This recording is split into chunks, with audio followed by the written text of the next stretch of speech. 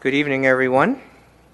Welcome to the Menlo Park City Council meeting for June 19th, 2018. I'm Peter Otaki. I'm honored to be the mayor this year, and I'm calling the meeting to order. Over on my right, we have Councilmember Kirsten Keith. Next to me, Councilmember Catherine Carlton. To my left, Vice Mayor Ray Mueller. Over to this side is our City Manager Alex McIntyre, City Attorney Bill McClure. Over on this side is our City Clerk Judy Heron. And if you'd like to speak this evening, we welcome you to do so. Just simply fill out one of the cards on the back of the table and hand them to Judy. If you can kindly put on it what item you'd like to speak on, we'll make sure that Judy will make sure that that's put into our system so that we can call you up at the appropriate time. And with that, if I can ask you to stand up and join me in the Pledge of Allegiance. I pledge allegiance to the flag of the United States of America and to the republic for which it stands, one nation, under God, indivisible, with liberty and justice for all.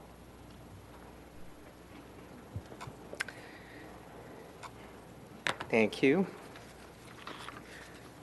I don't have anything to report from closed session, but I do have a very important proclamation. So let me see. Charisse, welcome. Come on up and let me come down to the podium.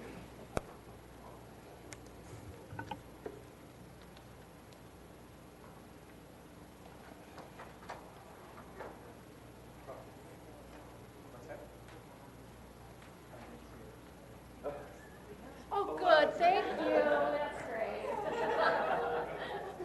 No proclamation. That works for me.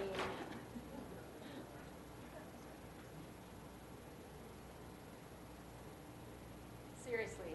You can just skip it.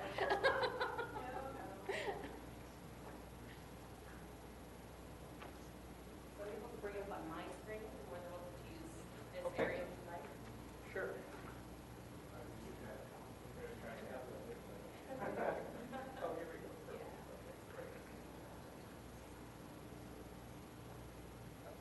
This.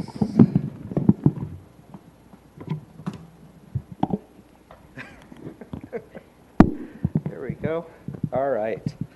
Recognizing Charisse Brandel. Whereas the City Council wishes to show appreciation to Charisse Brandel for her nearly 12 years of service to the city, and whereas Charisse Brandel held senior level positions with the City of Battle Creek, Michigan from 1989 to 2007 as their Public Information Manager, Assistant to the City Manager, and Neighborhood Community Services Director, while also completing her doctorate in Public Administration, whereas Charisse Brandel led a comprehensive community initiative funded by the W.K. Kellogg Foundation designed to improve resident leadership, collective action, and civic engagement.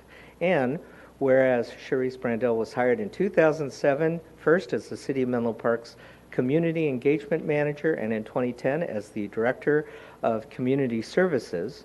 This is now where I come in, right?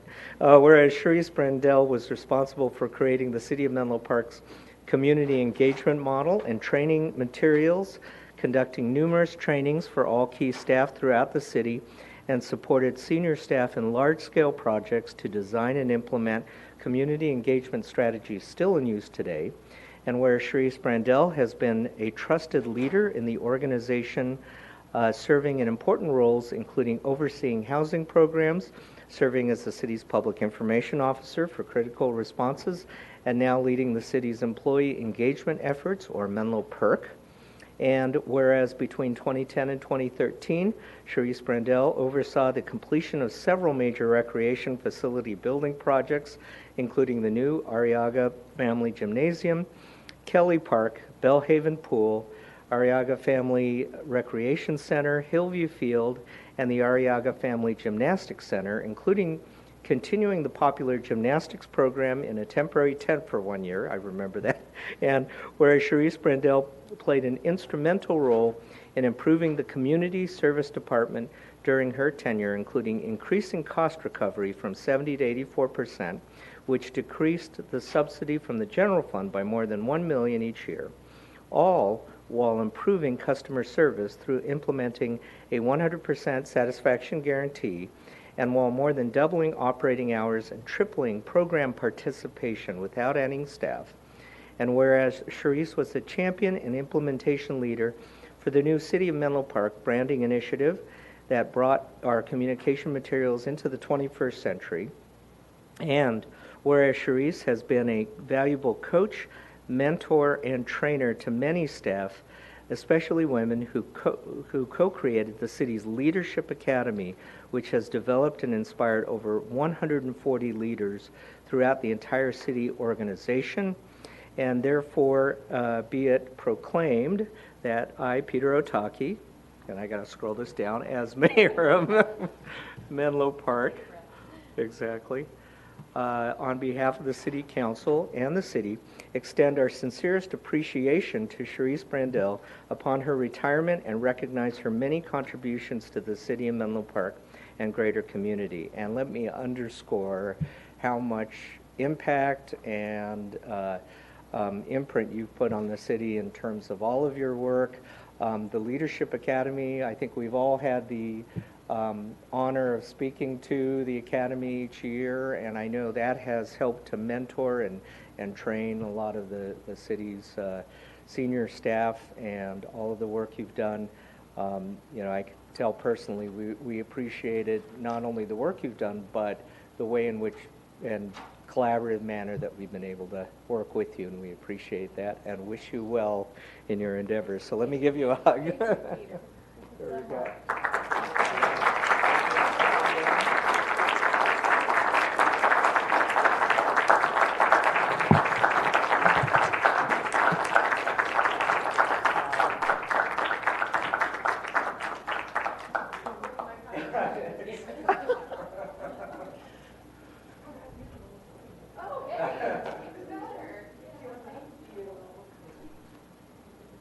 Oh, I like that.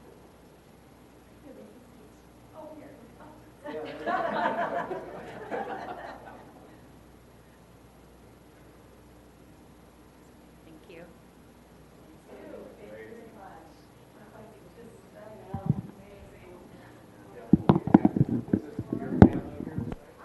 You know what? They're all, this is my family. Yes. They're beautiful. Thanks so much for that. If I could Yes, say please. one thing, especially to you all.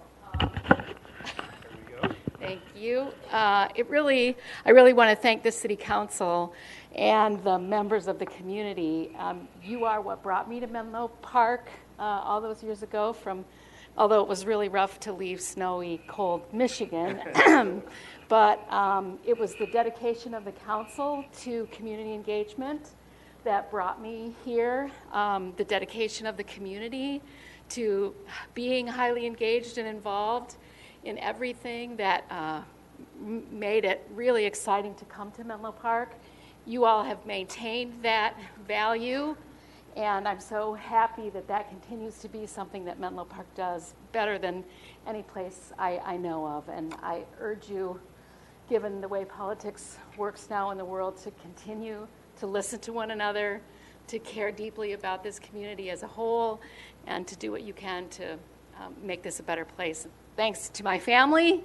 None of those accomplishments would be on that list if it weren't for all the people in the room and who are not here. It truly is a team effort, and you all are the smartest, most professional, most committed people I've ever had the honor to work with. And thank you, Alex, for leading such an amazing team. So I'm looking forward to my retirement, and hope you all keep up the good work. Thank you.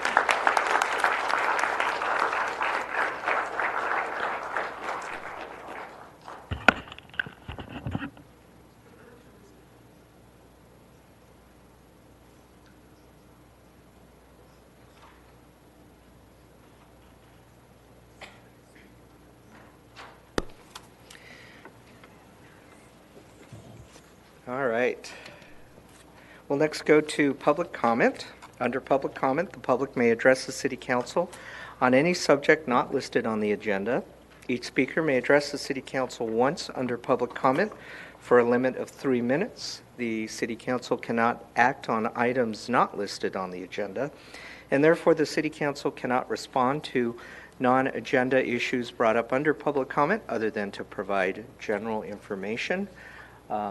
We have a few speakers this evening. Cecilia Pinto, welcome, followed by Pam Fernandez. Good evening. Hi, good evening. I was here March 27th at your last meeting where Facebook was presenting Willow Village. And on that day, we submitted some petitions from families of MA who are very concerned about the effect, not only of Facebook's Willow Village, but also other development projects cumulatively. We're already maxed out at 2,400 students. And before, there were 160 petitions submitted, and I have 101 additional ones. And it is the summer, so it's hard to galvanize parents, but continually our superintendent is trying to meet with Facebook and the Planning Commission. And I just wanted to make sure that we're still top of mind because this issue is very near and dear to all of us. Great. Thank you. You've provided to Judy, and certainly wanted you to know we have met with the superintendent, in fact, this last week. Both the vice mayor and myself are city manager, so we are we're not only continuing, but actually going into the formative stages of the discussion. So thank you. Pam Fernandez, followed by Kathy Koenig, or Koenig, apologize. But Pam, good evening. Good evening. My name is Pam Fernandez, and I'm here to sort of echo what she just said about, I really think it's important. I have students at the high school. I really think it's important that any large developments, we include the principal and or superintendent in on those talks so that we can address that and everyone can get the education and whatnot that they need. Thanks. Thank you, Pam. Kathy, followed by Andrew Boone. Kathy, I apologize if I mispronounced it. Koenig or? Kathy Koenig. Okay, Thank you for hearing me. And I'm a parent in the community. I have 3 children, 2 recent Menlo Atherton graduates and an incoming student. And I would really love to have the council provide an ear to the needs of Menlo Atherton as it relates to the impact of the Willow development as well. Thank you very much for your consideration. Thank you, Kathy.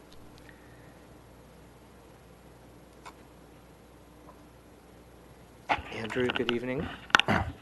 Good evening, Mayor Otake and Menlo Park City Council members. My name is Andrew Boone. I live on Woodland Avenue in East Palo Alto. This morning I attended the San Mateo County Board of Supervisors, which hosted its only public hearing on the $2.4 billion Get Us Moving sales tax proposed by Samtrans. Samtrans board had one public hearing on June 6th.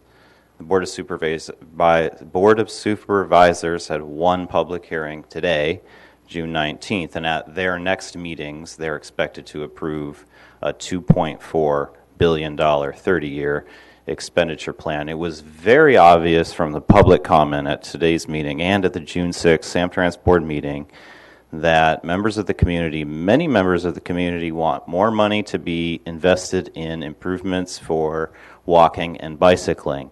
This shouldn't be news to anybody. I'm really surprised in the year 2018 we still can't count on our county leaders to come to create an expenditure plan that's appropriate for the next 30 years. We're talking about going out to 2049, that this tax will still be applied and expenditures will still be made, and the boards want 25% of that money to go into highway expansions. That's way out of line with all the adopted policies we have with state climate change laws such as Senate Bill 375 that mandate counties to reduce the amount of greenhouse gas emissions produced from private automobiles. Samtrans is deciding to do exactly the opposite of that, to put $600 million more into widening highways, expanding interchanges, rebuilding interchanges bigger, like the Willow 101 interchange, for more cars per hour.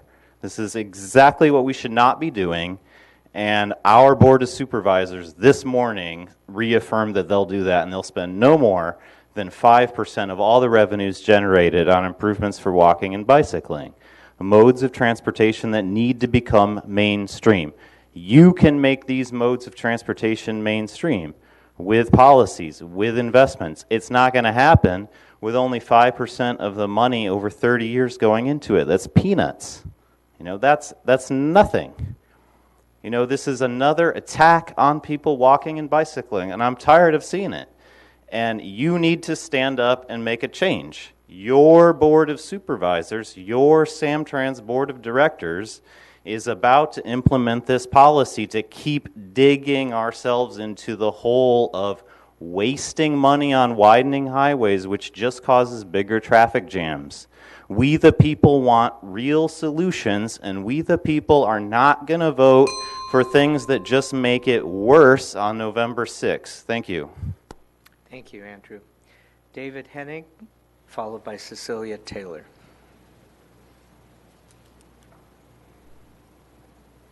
Welcome, David. Good evening. Thank you. I appreciate it. David Hennig. I'm not a resident of Menlo Park. I have 2 students at MA, and I will be next year's MA Foundation co-president. I am here also to make 3 points. One is I'm very excited about the development that Facebook is proposing. We were at the meeting here in the library, and it seems like a great thing. We need the housing. I'm also an architect, so it is sort of what I do. But I think I would like to urge the council to consider the impact that the additional students will have on the high school, because it's not within your jurisdiction. It's a larger jurisdiction, but they don't have a seat at the table in the entitlement process. And so I would urge you to represent all of us who attend Menlo Atherton High School or have families there. And so that's what I want to say. Thank you. Okay, thank you, David. Cecilia Taylor.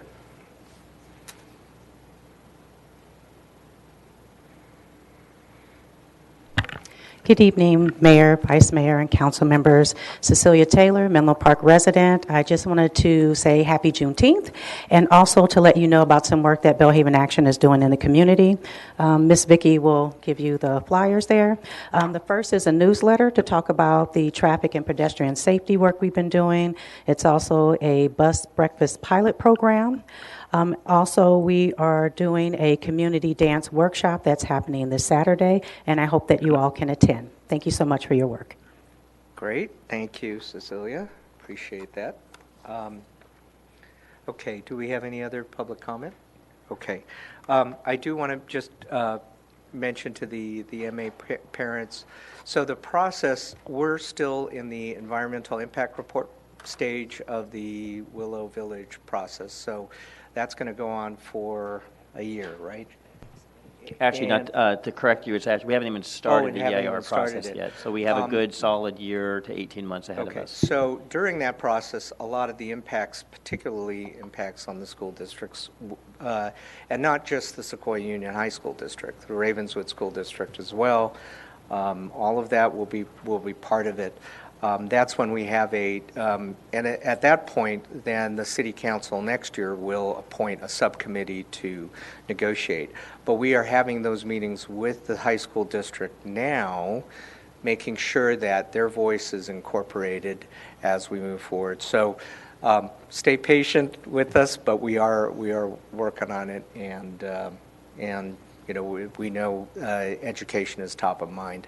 So thank you. But continue to keep us accountable. All right, we have several items on the consent calendar. I did want to, without pulling it, I wanted to make some adjustments to the. You know what, maybe I should just pull the June 5th agenda. But I think are there any other items on the consent calendar want to be pulled, or do we have a motion? I have a motion, and Okay. I don't want to pull anything. I just want to highlight the great work on this consent calendar. It's exciting to see the contract with Alta planning for the Safe Routes to School program. And we also have some traffic mitigation issues being dealt with also on G6. So I will make a motion to approve the consent calendar. Okay, is there a second? Wait.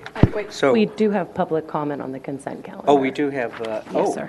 Okay, got it. So we have a few public comment on consent items. All right, so hold that. We'll have the speakers up first. Andrew Boone.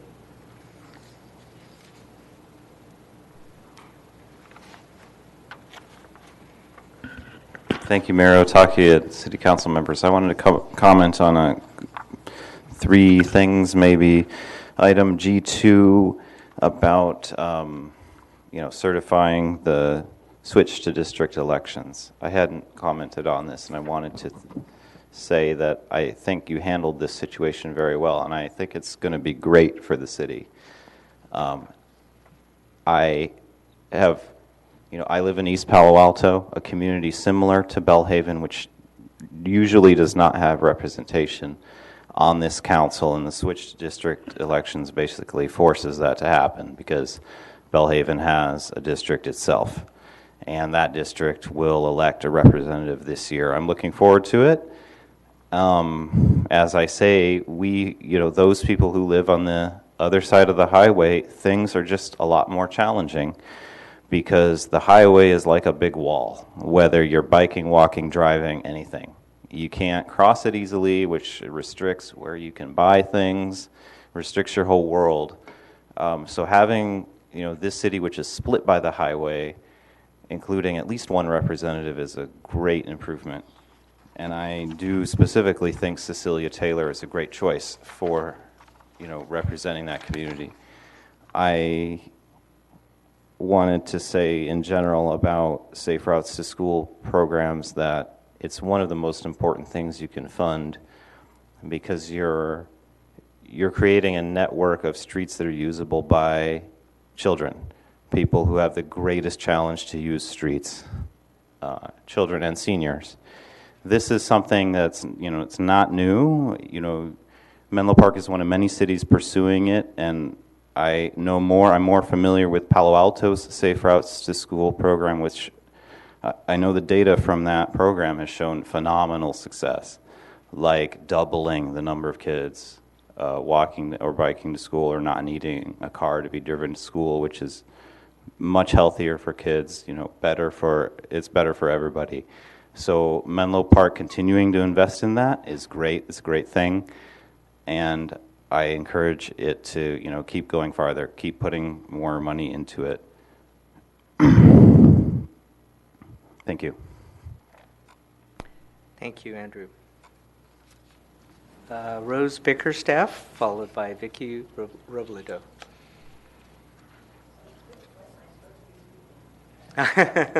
Well, is it on one of these consent items? So Traffic? probably, yes, traffic, Right. perfect. I can't believe I'm talking on this.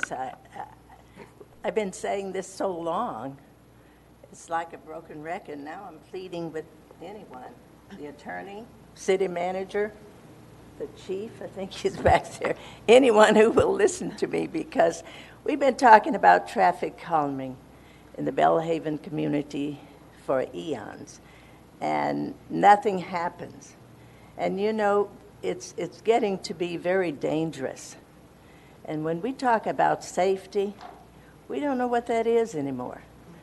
We are there's a terminal. It is the busiest street, I do believe, in this city. And everything happens on that street.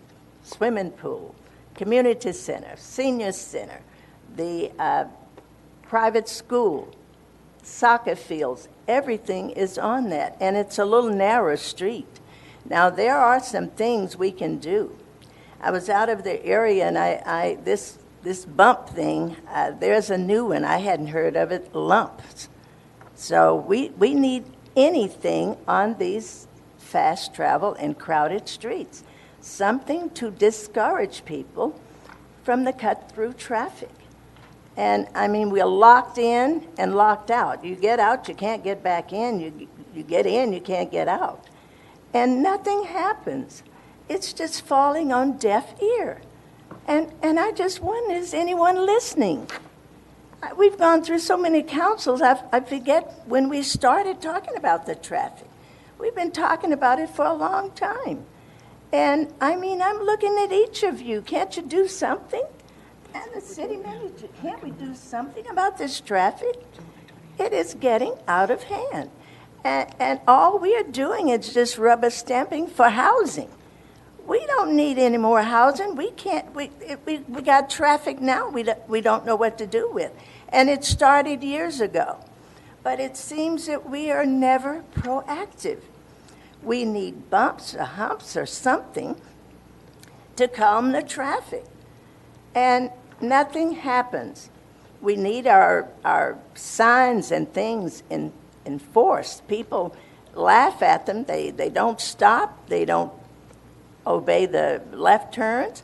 So there are some things, if you would just meet with us and discuss some of these things, there are some, when you live in it, you can see what needs to be done. But just talking about it, and we've had enough of these meetings. We don't need any more meetings. We need some action, something to be done. So I'm growing old coming up here to this mic. Maybe you're waiting for me to disappear, but we need to do something about the traffic calming north of 101. Okay, thank you, Rose. Vicki? Oh, can I make one response to Rose just to let her know something? Okay. That the traffic calming study is coming to the Complete Streets Commission July 2018 for Bellhaven. So that. And I was thinking what we do is I think we pull G6 because I'd like to hear what the timetable is. So let's pull G6 while we're at. Vicki, good evening. Good evening. Pretty much Rose said quite a bit for me. We have had a lot of meetings, and to be exact, probably the last 4 or 5 years, this has been a priority for us. And I have to agree again, nothing's been done. And one of the things that I'm now have been experiencing for quite some time is the cut-through traffic. And they certainly don't slow down. And I used to use Chilco. I don't use it anymore because it's a mess. I can't get through there anymore. And the overpass is a whole conversation in itself. It's amazing right now, the Willow construction. People do the most horrendous things because the 2 lanes coming over from west, they make the error of being too far on the left, so then they're cutting over and cutting everybody off. Buses are doing it. The shuttle buses are doing it. And you got a really, really, really angry population on the road at that time, which is between 3 o'clock to 6 o'clock. I mean, I'm seeing actual verbal confrontations now because people are cutting when they come off the free 1-to-1. I'll be honest, I do it too sometimes because I can't go right. So I use the other lane that's supposed to be going left to the west side. But now as a resident right here in Bellhaven, the challenge I'm seeing is the way people are cutting through the community from Facebook. And they're coming through all the cross streets of Carlton, of Windermere, Sevier, all the streets to get to Newbridge. And it's really just a horrific mess. I can see the congestion from the time I'm coming home, and I work right off Whipple. It takes me a half hour. Sometimes I try to take the Willow. Sometimes now I'm going to University. But that's a mess too. I mean, we are in a gridlock. We know that. I'm just trying to accept it. But I'm asking for some resolution, something to help us deal with this while summer's here. The kids, they don't take the shuttles. They're too proud. I don't know what the kids are thinking, but they don't take the shuttles. But I see them trying to navigate, and I've taken pictures. They're walking in the traffic, and there's cyclists riding their bikes. And it's a matter of time before somebody really gets hurt. And then I don't know whose conscience it's going to be on, but it's not mine. And, I don't know what to ask of you anymore. I mean, I know you're doing what you can, but I want more. I mean, we're struggling already in Belhaven, and then we're moving forward with the Facebook. What's it going to be like then? I mean, what is that congestion going to be like? I see the kids trying to cross over to the school there. Oh my God, they're literally, because there's no walk. It's like there is no crosswalk. It doesn't exist. So the kids are navigating through the cars. And no, everybody just wants to get to where they're going, and they're not paying attention to anything. So I'm just asking that we try to put some signs in the community. You did it west of 101 overnight when they requested that. So please put something in our community to stop cars. Thank you. Okay, thank you, Vicki. Cecilia Taylor, followed by Pam Jones.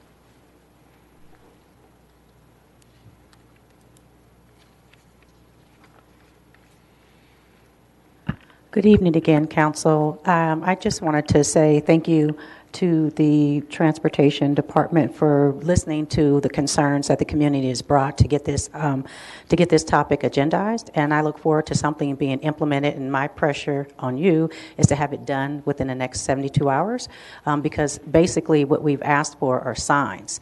But one correction that needs to be made in the staff report is that our concerns have nothing to do with the construction. The construction just exacerbated the problem, that this problem has existed for a while. And this has been concerns that community, as you've already heard, has brought to you on several occasions for decades.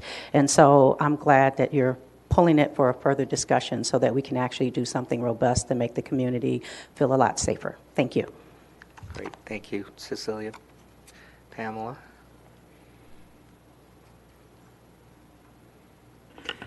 Good evening, council, staff, and Transportation Department, particularly for bringing this forward. My name is Pamela Jones.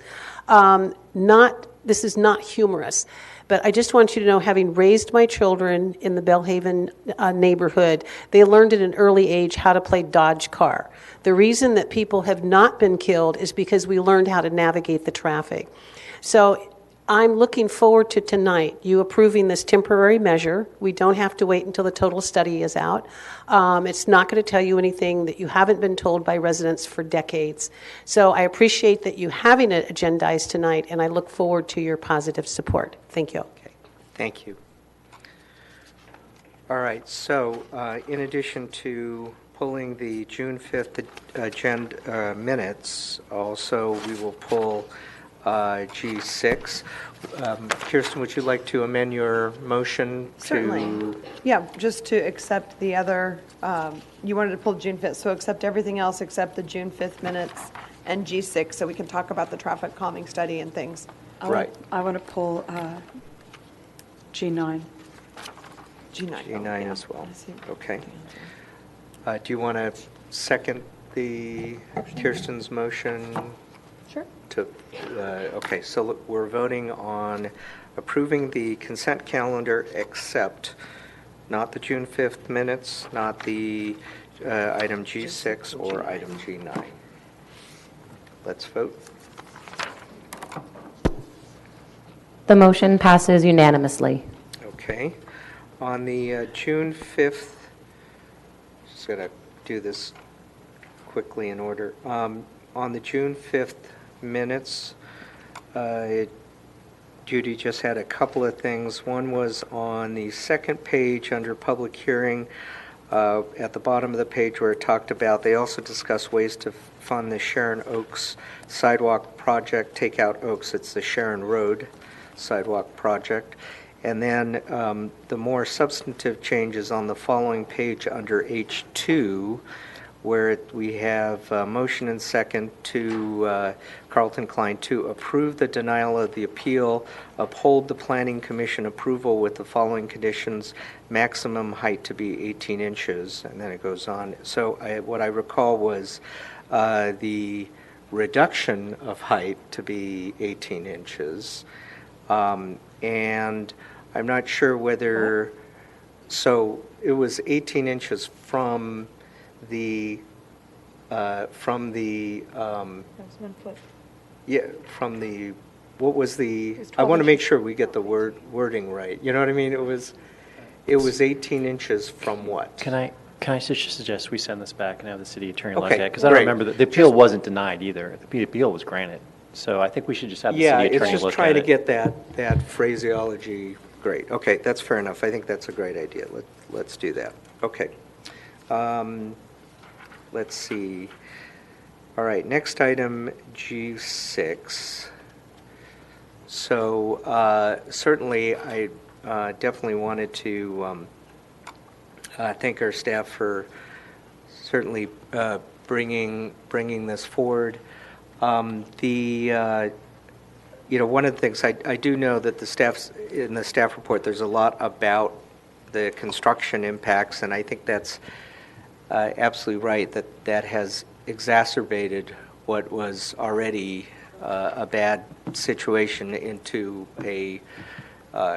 essentially a crisis that was sort of similar to what happened with Willow and the Willow 101 interchange. And I think that has allowed our staff to try some things. And I think what worked in the Willows, and I think what makes sense here, is these no cut-through traffic signs. They did turn out to be, I think, pretty effective.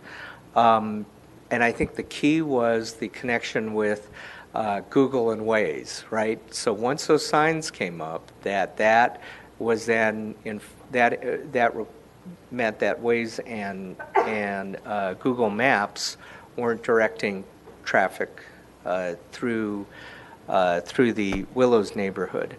Having said that, I do think it would be useful to have some sort of enforcement to go along with it. And it's hard to enforce cut-through traffic because you don't know what the destination is.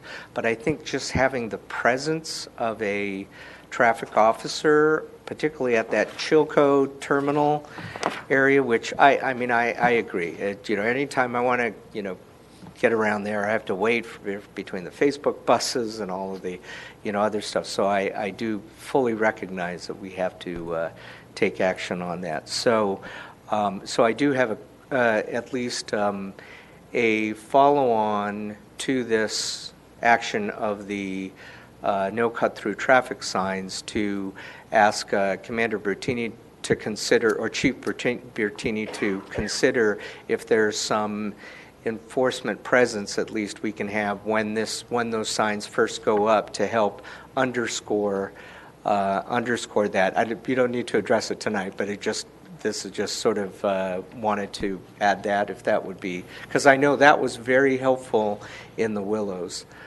Kirsten, did you have a comment? Thank you. Yeah, no, I hear you, and I've heard you. I get it. It's a problem, and we're doing something about it. And I was just looking at the staff report again, saying on October 17, 2017, we approved the draft scope of work for the study. And then the approved version is available on the website, but we will have this going to the Complete Streets Commission on July 2018, and it's the Bellhaven traffic calming study. So once it goes to the Complete Streets Commission, they'll vet it out, and I know that they're going to take information that you have provided to them about the concerns at Bellhaven, and then we can get some signage up, the signage that's enforceable, because the issue with the no through traffic, we put those up, and as the staff report says, and I know Commander Bertini, our Chief Bertini knows, is that they're not enforceable. The no through traffic signs are not enforceable, but they're good to have up. I live in the Willows. We've had them up. I think I've also requested to have some of them removed. So please, maybe if we can get them removed tonight and take them to Bellhaven after we do this. We have too many at Pope Chaucer. There's just too many. There's like 5. Please take them and put them in Bellhaven tonight. I agree, 72 hours. We already have these signs. But the real benefit will be seen once the enforceable signs go up, that we'll have, signs that say no turning from 3 to 6 on Monday through Friday. And that way, when we have that, then I think we do need to make sure that we have enough money in the budget and staff up with our police force to make sure we can have more enforcement.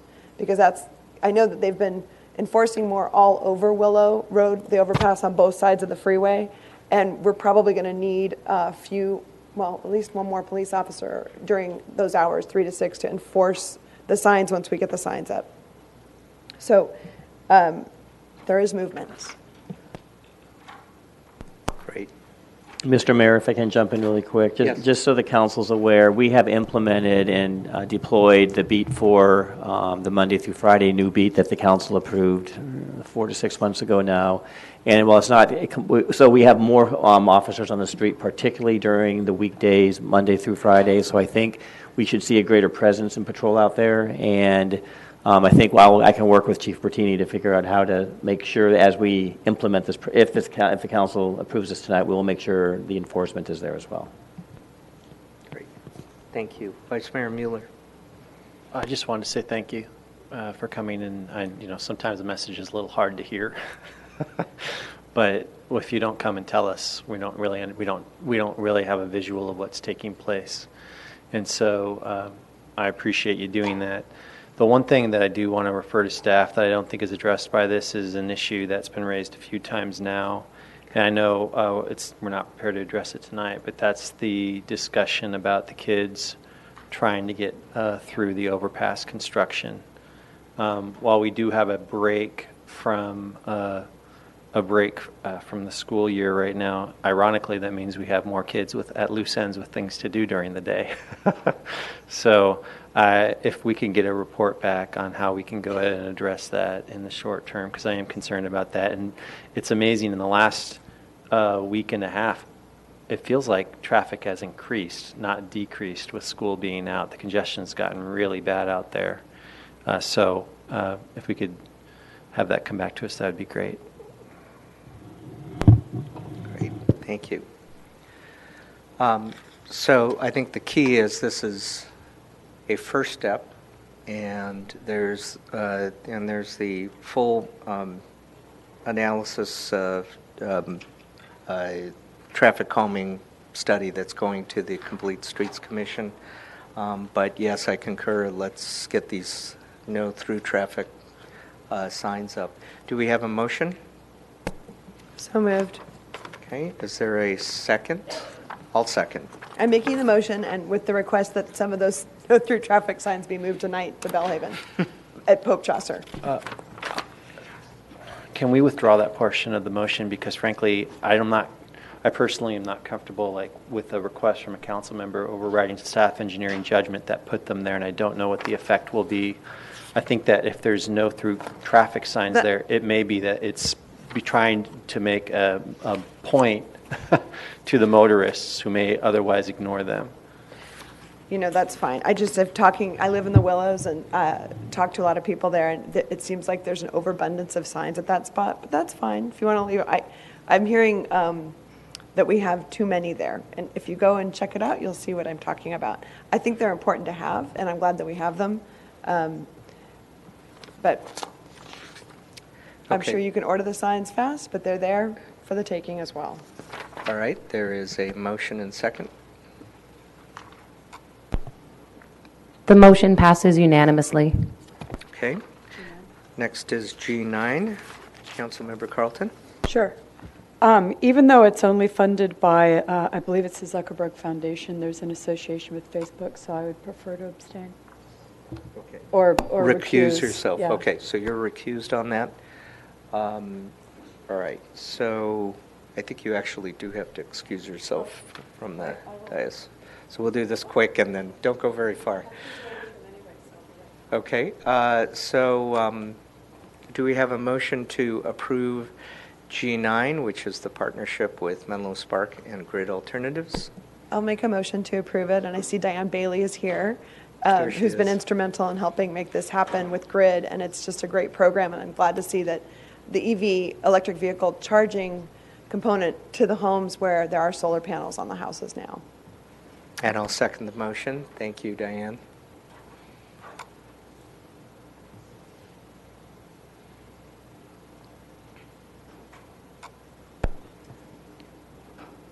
The motion passes. Okay, great. Thank you. All right, now we will move to public hearing. Item H1, related to assessments for the Landscaping Assessment District for the fiscal year 2018 to 2019. And let's see, Justin? Okay. Justin Murphy? Good evening. Welcome. Good evening, Mayor Otake and Council. This is an annual routine that we have related to the Landscape Assessment District. The Landscape Assessment District pays for street tree maintenance, sidewalk repairs, and other associated issues related to street trees, such as a portion of our street sweeping service. So each year there's a 3-step routine. At the beginning of the year, we initiate proceedings. In May, we present the preliminary engineer's report and set the public hearing. Tonight is the public hearing to be able to hear protests for the fee. This year, the proposed fee increase is approximately $6.71 for a single-family home for the street tree maintenance, and $6.03 for a single-family home increase for the sidewalk assessments. So again, tonight is the public hearing. It's the 3rd step of a 3-step process, and happy to answer any questions. Okay, great. Thank you. We'll now open the public hearing portion. I do see we have one speaker. Any clarifying questions before we go to? Okay. One. Yep. And Justin, is this a new tax? I mean, I know the answer. I'm asking rhetorically. No, it was originally established in 1983, focused on street tree maintenance, and then it was expanded in 1990 to include sidewalk repairs associated with damage caused by street trees. So it's been on the books for a few decades now. And without this, how would you take care of, say, sidewalk repairs? If we didn't have this for sidewalk repairs, then there would be a program that would combine the responsibility from the private property owners and the city through general fund money. So it'd be so the assessment helps focus in on the impacts directly to the benefit that's gained to the city from having street trees, but the negative impacts of the tree roots causing some sidewalk damage. Thank you. Okay, thank you. Our first speaker is Lynn Bramlett. Welcome, Lynn. Thank you. So just to clarify, I'm not here to protest this fee, but I am disturbed by the process, and I don't know what can be different. So I attended the Finance and Audit Committee meeting May 29th, and then I went to the city manager's budget workshop. And then a week later, I'm flipping through the daily news, and here I read about a new fee for wastewater, and I'm combining my remarks, and then an increased assessment for trees and sidewalks. So I did research on the latter and found that they had been raised not too long ago. The amount is minor, but I'm wondering how come this wasn't mentioned at one of those meetings, since they, tied into budgets and fees. And, is there a way, when we are thinking of these taxes, increases or whatever, to tie them more into public venues where, the public would logically think that they would be included? So I give you some food for thought here. Okay. Thank you, Lynn. Any other speakers? So do we have a motion to close the public hearing? All right, and I think by acclamation, yes, closing the public hearing? Okay. Let's come back up. So first, Justin, let me ask the question about what is when I know these assessment districts, the public noticing process is a little different. There's the public notice in the newspaper. Just tell me a little bit about that process. Sorry, I'm missing the green button. It's missing today, so I'm having a little problem turning it on and off. Let's see. So the assessment district is governed by Proposition 218, and back a number of years ago, the city went through a process to establish what the maximum fees would be, and that's actually going to the it's a vote of property owners. So that was done, and that established maximum fees, and the proposed fees are well within the maximums. They're well below the maximums. So then every year, as noting that there's a 3-step process for initiating the proceedings for the year, and that happens in January or February. This year it happened in February, where we say we're going to go through the process again. And as part of that, we identified that this year we were likely to increase fees.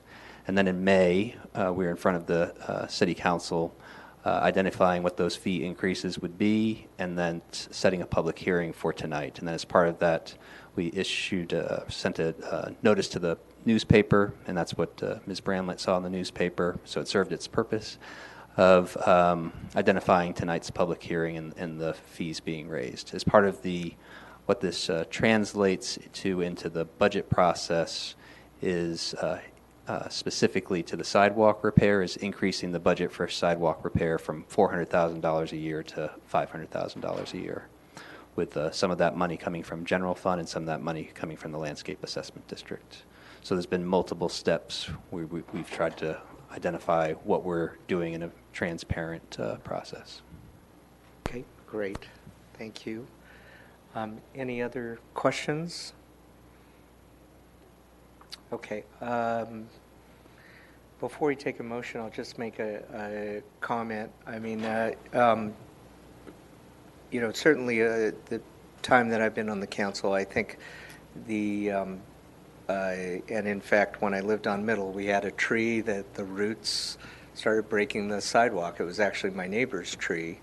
And I do think having the assessment district that's been in place for some time is a good mechanism and way to fund it. So I certainly support it and do know with the increasing costs and issues, we got to make sure that it's solvent.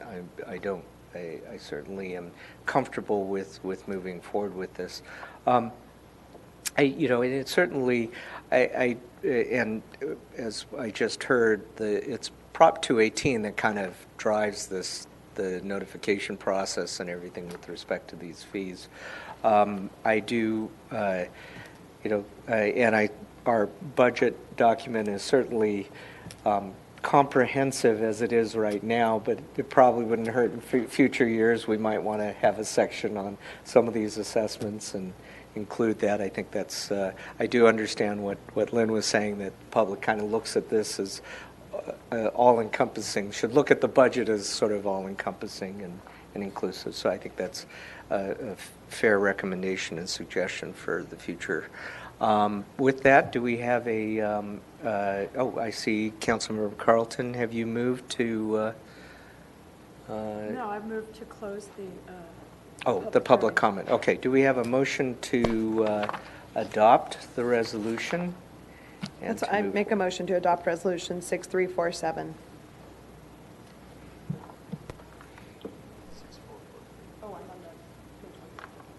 Yeah, 6443.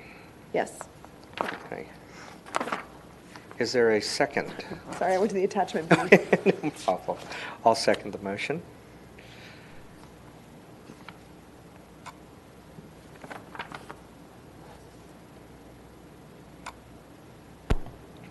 The motion passes unanimously.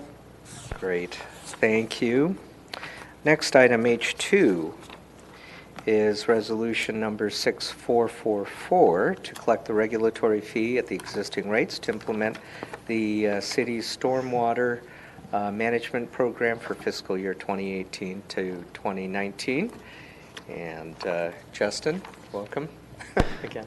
Yes, good evening again. So this is another resolution, again, an annual routine. This one is a different subject matter. It's the city's stormwater management program. It's been around since the mid-1990s, and this year, similar to recent years, we are not proposing a change to the fee. So it's, but each year the council needs to reaffirm what the fee would be. So no changes, but there is a need to adopt the resolution so that the fee remains on people's property tax bills. Okay. Before we open public hearing, is there any clarifying questions on this? Okay. I'll now open the public hearing with Lynn Bramlett. Okay, so your comment at the last one covered this, but I just wanted to make sure I did take that, so thank you. Okay, great. Any other public comment or questions? Okay, so at this point, do we have a motion to close the public hearing? Okay, Councilmember Carlton has moved to close the public hearing. Do we have acclamation up here to close the public hearing? Okay, yes. So now we'll bring it up here. Councilmember Keith, I see you have a light on. Did you want to? That's fine. I'll make a motion that we adopt resolution number 6444 to collect the regulatory fee at the existing rates to implement the city's stormwater management program for fiscal year 2018-19. Okay, and I see Councilmember Carlton has seconded. Let's vote. The motion passes unanimously. Okay, great. Now item H3, which is ordinance number 1047, related to community amenities requirement for bonus level development in the residential mixed-use zoning district. And okay, I see Deanna Chow. Good evening, Deanna. Welcome. Thank you. Good evening, Mayor Taki and members of the council. This evening, we're bringing forward an ordinance to modify the community amenities requirement for the RMU, or the residential mixed-use zoning district. Oops. So just a brief overview in terms of the timeline. So in 2016, when Connect Menlo, the general plan update, was adopted, the City Council adopted a new zoning district, the RMU, and as part of that, there was an establishment of base level and bonus level development and a community amenities requirement, which in the RMU zoning district required the provision of affordable housing. Following that, in 2017, state law changed, and it was enabling cities to enforce inclusionary housing. Earlier this year, the City Council conducted a study session on how the state law changes would potentially play with the RMU zoning community amenities requirement, and provided direction to staff to make modifications to the RMU zoning district. And then in April and May of this year, we conducted meetings with both the Housing Commission and the Planning Commission on the proposed amendments to the RMU zoning district. So what did the council say? So before the adoption of AB 1505, the City Council adopted the provision for 15% affordable housing as part of the community amenities requirement. So the first community amenity as part of the RMU district had to be affordable housing, and this was in the absence of being able to enforce affordable housing or inclusionary zoning due to state law changes for rental housing. Following that, the City Council adopted changes to the BMR ordinance and the BMR guidelines, which allows projects or 5 or more units to be subject to inclusionary zoning. And this had the unintended consequence of requiring 30% affordable housing for bonus level development in the RMU zoning district. So there would be the 15% that would be required as part of the city's inclusionary zoning, and then there was specific language in the RMU zoning district that said you needed to provide 15% on top of that. So that resulted in the potential of 30% affordable housing. The City Council then provided direction earlier in March stating that this was not the intent. The intent was really to use the 15% as part of the community amenities in lieu of or lack of the inclusionary zoning. So we took that information and presented modifications to the ordinance. So what is the proposed ordinance that's before you? And so just as of note, I think you have hard copies of the ordinance in front of you this evening, and that's the correct ordinance for the staff report.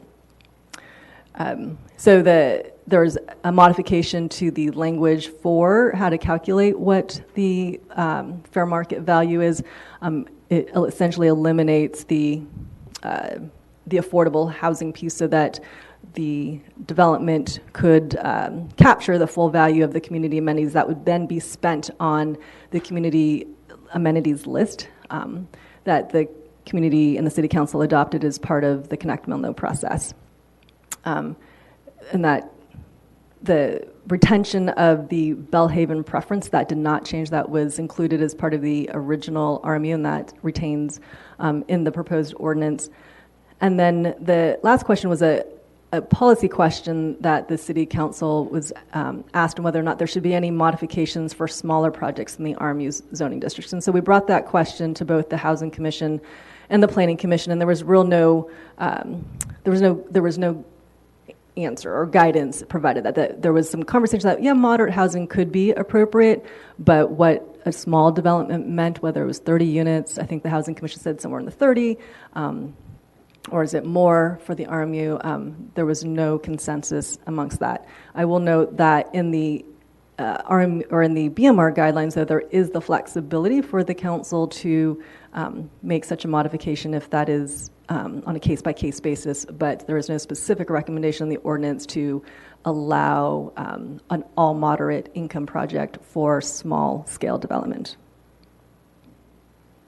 So in terms of the process this evening, we're here to introduce the ordinance, and then the following meeting on July 17th would be a second reading, and then the ordinance would take effect 30 days thereafter. Thank you, and happy to answer any questions. Thank you, Deanna. Let me go back to the other screen here, and I believe this is also a public hearing, so I will open the public hearing on ordinance number 1047. And if there's no clarifying questions, then I'll see if there's any speakers. Do we have any speakers on the item? Okay, no. All right, do I have a motion to close the public hearing? Oh, we do have a card. Okay, great. Come on up.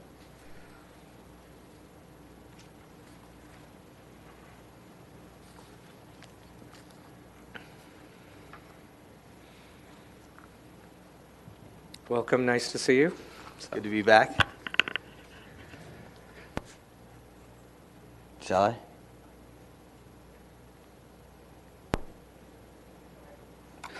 I? Good evening. Satiz Kadivar, a Menlo Park native, and someone who's currently bringing forth a housing project for in the RMU district. Was here last night for a Planning Commission study session. Pretty vibrant two-hour meeting. So I've been before you in the past discussing this topic of encouraging smaller parcel development. When the Planning Commission took the topic up, they said kind of, in general, it was pretty reasonable, but they didn't feel like they were the ones to make the determination on the definition of project size that Deanna just alluded to. So I think that's where we are tonight, is in terms of are you prepared to make a recommendation, a definition on what a smaller project is. To reiterate what I said before, I would like to suggest that a small project in the RMU is defined as something that's on an acre or less, or 100 units or less, and that the 15% BMR can be provided at the moderate level. For the RMU, this is a small project. Maybe not in other parts of Menlo Park, but what you're seeing in the RMU is large assemblages. Everybody that's going to be coming forward with projects is probably minimum 3-4 acres. You're looking at 500 units, 800 units, and up. This approach gives these projects a better chance of being economically viable while providing a much-needed community benefit. With respect to economic viability, at the March 13th City Council meeting, there was some discussion on a potential feasibility study for the City Council to get a better understanding of construction costs. Assuming that has not occurred, sometimes it's easier to think about these things with a very tangible example. Just 2 weeks ago, the Atherton Civic Center project, publicly available information, took in bids. This was June 5th. They had 5 pre-qualified bidders. Only 2 of them bid the job. All right, so 3 out of 5, no bid. That in and of itself tells you a little bit about the current climate.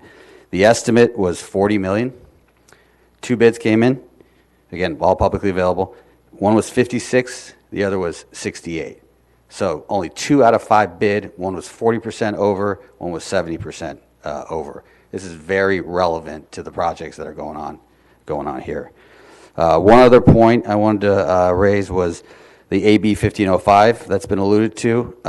Again, it very clearly discourages requiring anything beyond 15% affordable housing because doing so could unduly constrain the production of housing. Menlo Park is effectively doing this by placing so many more requirements above and beyond the 15%. I'm not sure that's fully been kind of digested with the various commissions.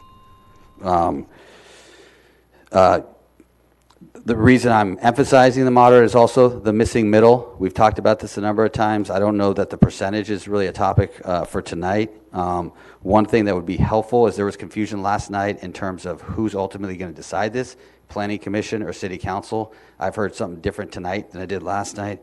Last point is I've heard Rose's comments on traffic. There is a lot of office building that's coming that's already been approved. And I'm hopeful that by putting housing directly adjacent to these, we can actually help the situation. Because if we have all that office without housing within walking and biking distance, I think it's going to get a lot worse. Thank you. Okay, thank you, Satish. All right, any other public comment? Any other speakers on this item?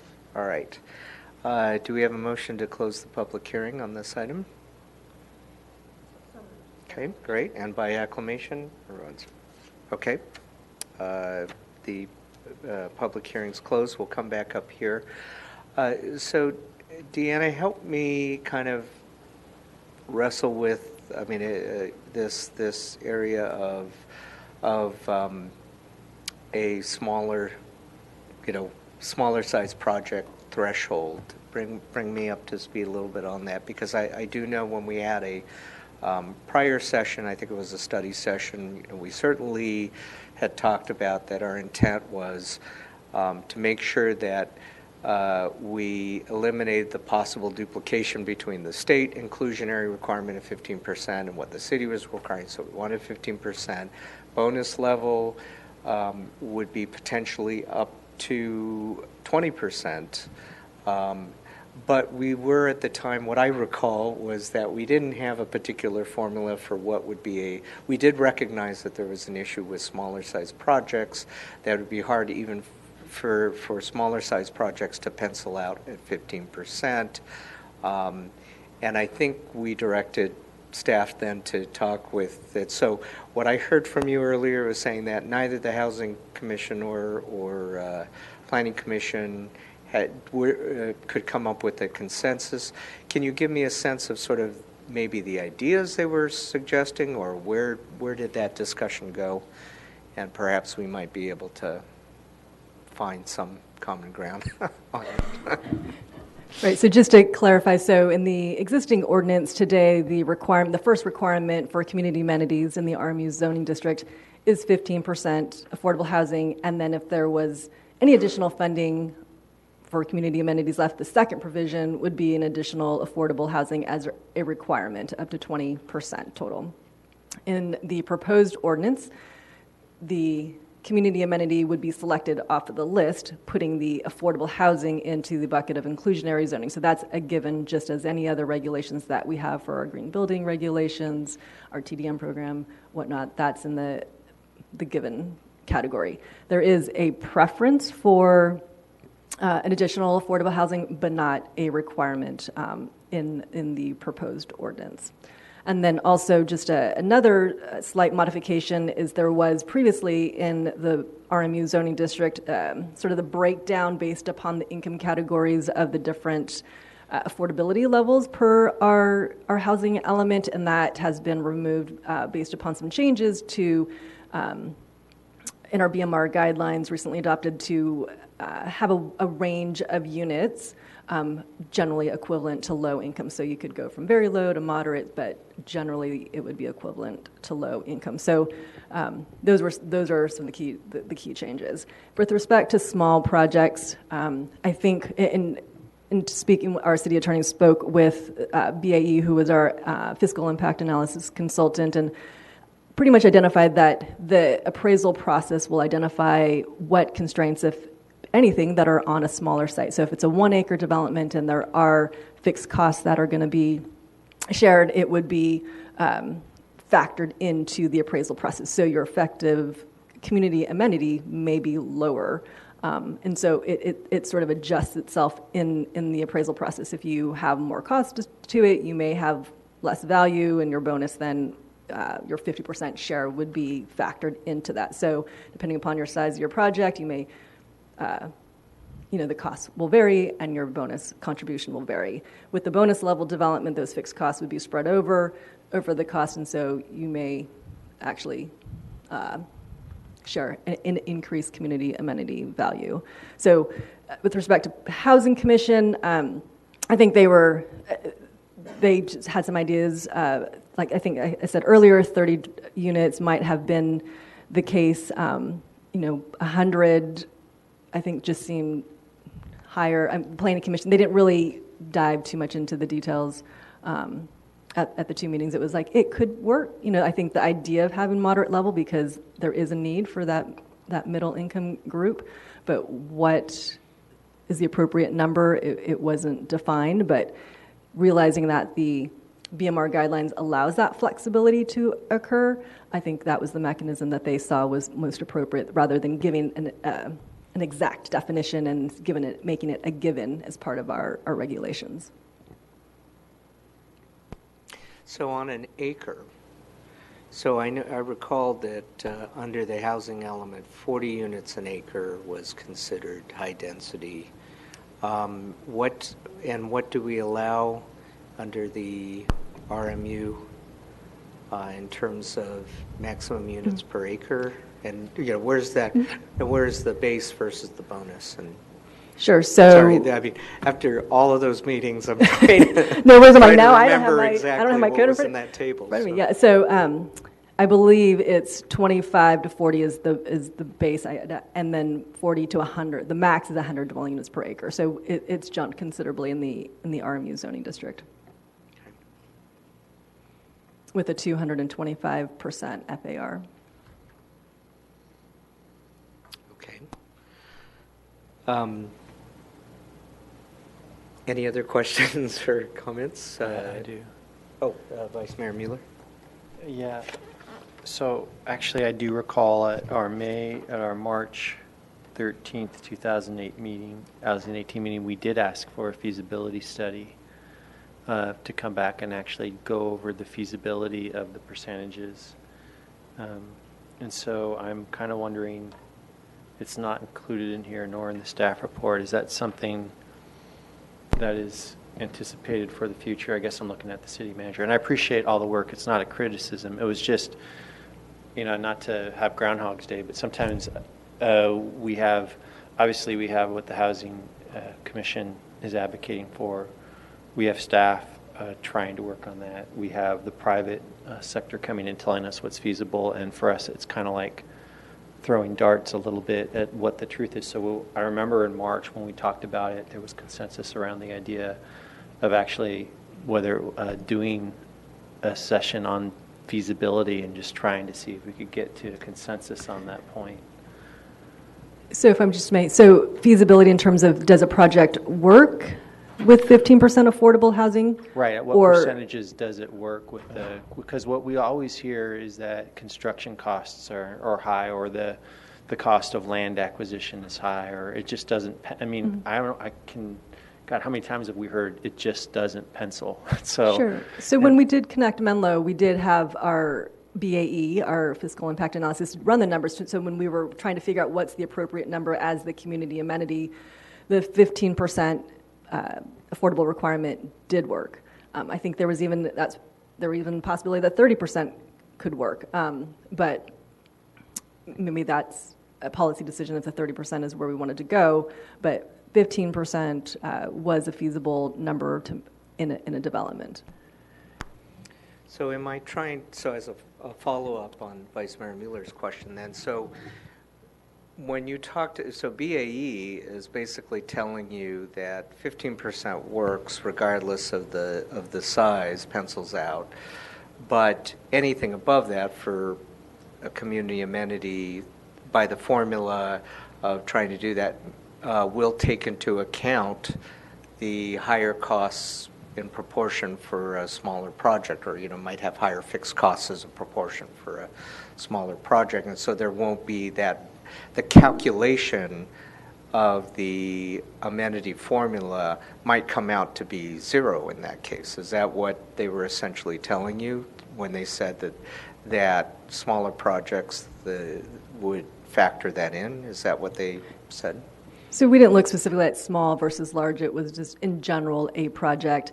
And the community amenities formula would change with the proposed revision. So in the existing code, the community amenities value considered what would the community amenities value be without housing, and then what would community amenities be, or the value of our bonus level development would be with the affordable housing. And if there was any difference in that, we would share in the 50%.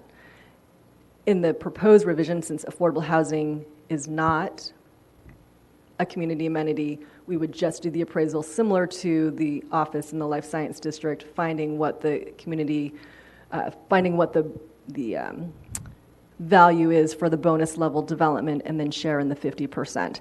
The 15% affordable housing, though, gets factored into the appraisal process of what are the costs of constructing a development in this zoning district. So that gets calculated up front. Likewise, if it's a smaller development in size, they're going to use comparisons, comparables of projects of similar size and use that for the value.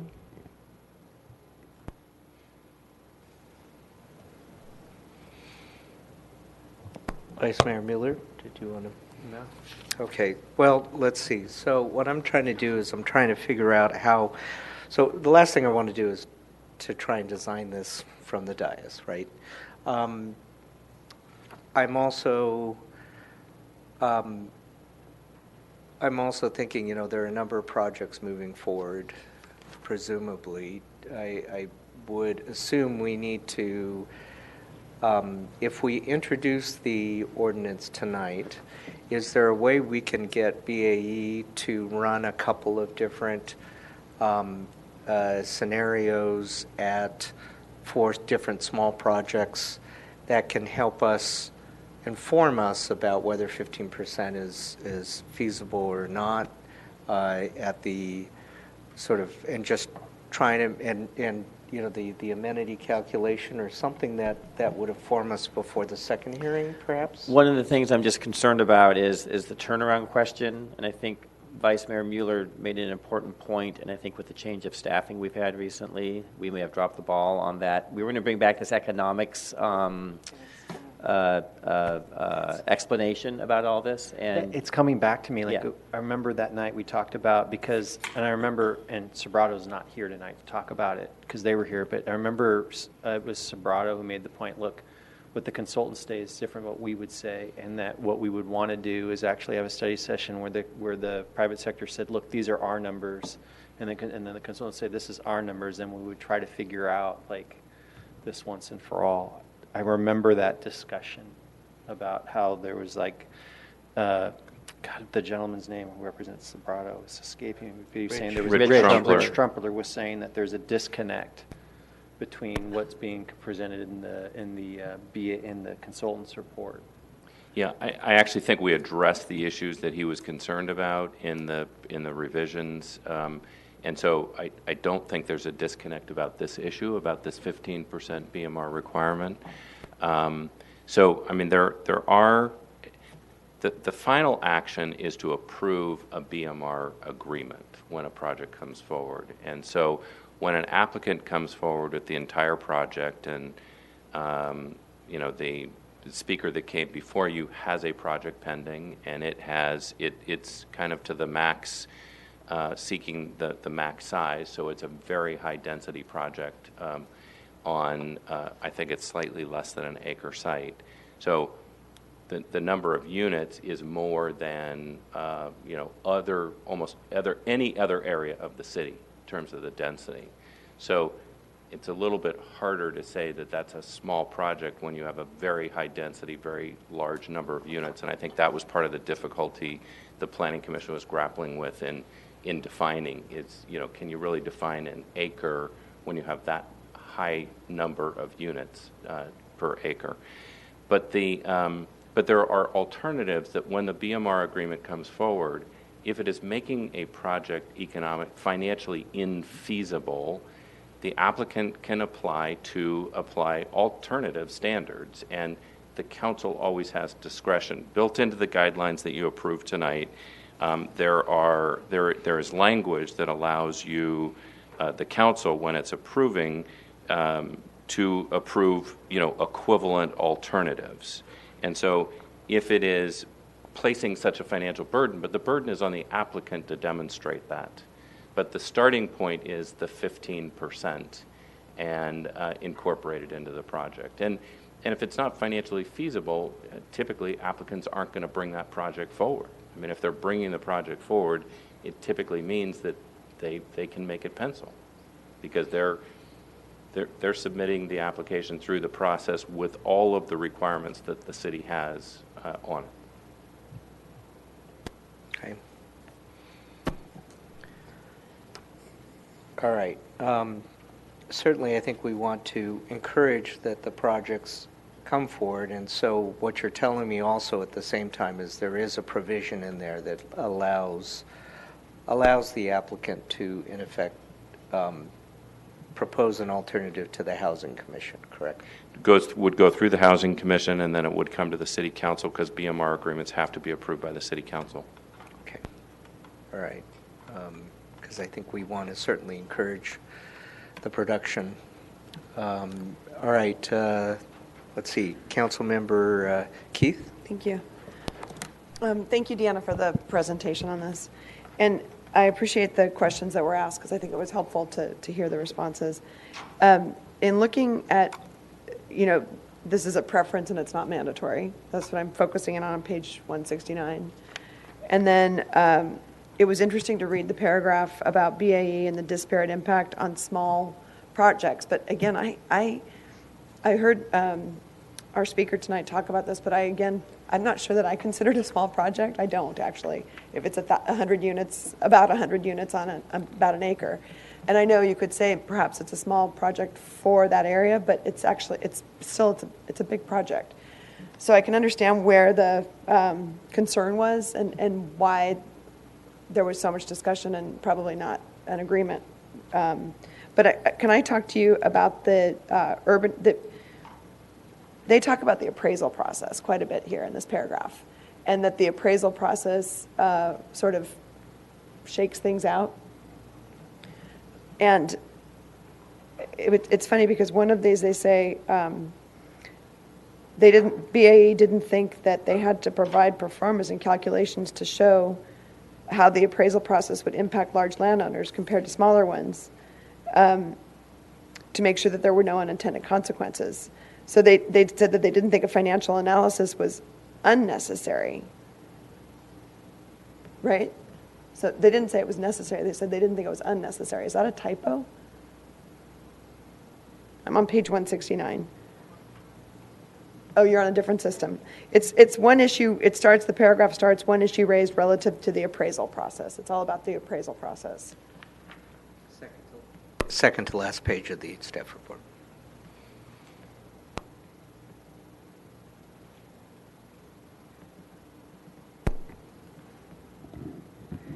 And I think unnecessary, because I don't think that they needed to do one because of the factors that would be considered during the appraisal process. So there wasn't a financial analysis that was specific to this particular question that was done. Okay.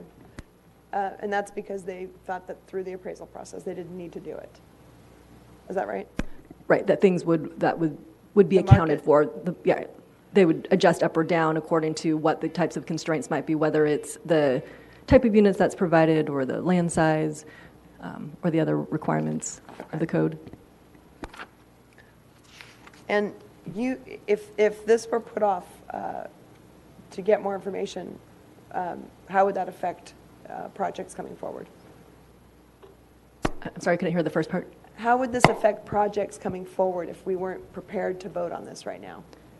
Right. So if the RMU zoning district remain as it's today, then projects would be subject to 30% below market rate housing. Okay. Okay, thank you. And as an ordinance, we have 2 readings, correct? Okay, so here's what I suggest. Why don't we, I would recommend, and I'll make a motion to move forward to introduce the ordinance tonight. I know our next meeting isn't until probably August. Does that give us enough time? Well, July 17th's meeting needs to be rescheduled, and we're Right. still looking for time in July to schedule a meeting. At this point, I don't know when that's going to be. Okay. But do we have at least close to a month there? Is there some way we can get some more information? If you let us know what specifically you want, we will do our best to gather as much information as we can. Sure. I guess I'm not convinced by this sort of BAE's saying that. I mean, maybe they're talking about it related to the specific community amenity formula at the bonus threshold, but that may or may not. I'm also sensitive to Satiz's, the public speaker's concern. I mean, he's got a project that he's facing very high construction costs, and I think we've all heard about high construction costs right now on a variety of public and private projects. I have a disconnect in terms of, that's what I'm wrestling with, and if BAE can run a couple of scenarios on different sizes, and actually I would like to ask if Mr. Kadivar would be willing to sort of, if we can have a discussion between BAE and them to just get a better understanding. I think that would make me feel a lot more comfortable, even if the numbers don't exactly match, right? And so, Vice Mayor Mueller. Yeah, so the public understands, we've heard the same thing from the school district about the estimates that BAE made for capital infrastructure costs for the school district construction. And we have no reason to think that they have any interest in, and it's a significant amount, it's a significant difference in the amount estimated. So I think that's part of the reasons why we're a little sensitive to the issue of what that report says. Thank you. So I think we do have some concerns about the turnaround time and trying to get BAE on board at this time. I mean, we can certainly work with them to see what we can bring back, but it may be longer than a month. Okay. Mr. Mayor, we could do this. We don't have to do the second reading in July. We could do the second reading in August. We could do the second reading at a subsequent meeting after the July meeting, pending just gathering this information you want, so that you are comfortable voting on it. Yeah, but at least we at least have started it, right. And I do recognize if we amend it, we would have to. That would be the first reading, and it would go. But at least we've started it, and we're getting the data. I think would be very helpful before we do that second reading. I think it would make me feel much more comfortable. So Bill. just the only caution is that it basically puts any RMU housing project on hold until you've done that, because otherwise they're going to be subject to a 30% BMR requirement at a low income level. Well, but that's why I want to introduce it tonight, so at least we're moving forward. Introduce the ordinance tonight. Right, but if you amend it and with direction, you're going to reintroduce it. Right. Can I actually have an idea? Okay. Why don't we go ahead and move forward, but then give a direction, and let's use our planning commission. Give a direction to them to figure this out, which they're wrestling with anyway. Didn't they already pass it?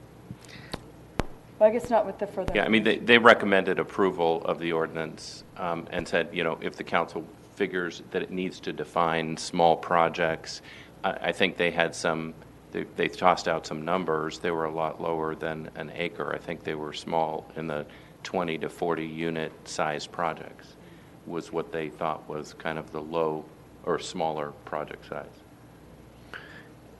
So I'm not really focused on that issue. I'm still I think with Peter and the other issue right now in terms of diving. I think, the Planning Commission will look at a question as framed to them and grapple with that. And I'm not sure that they were asked to really look at this issue that we're discussing this evening. I mean, they were not provided with any financial information or estimates or anything of that nature. My caution would be is that this is like a 4 or 5 month process before it's going to come back to you. If it's going, if we're gathering financial information, that's probably a 60-day process because we have to get a contract with BAE or whomever.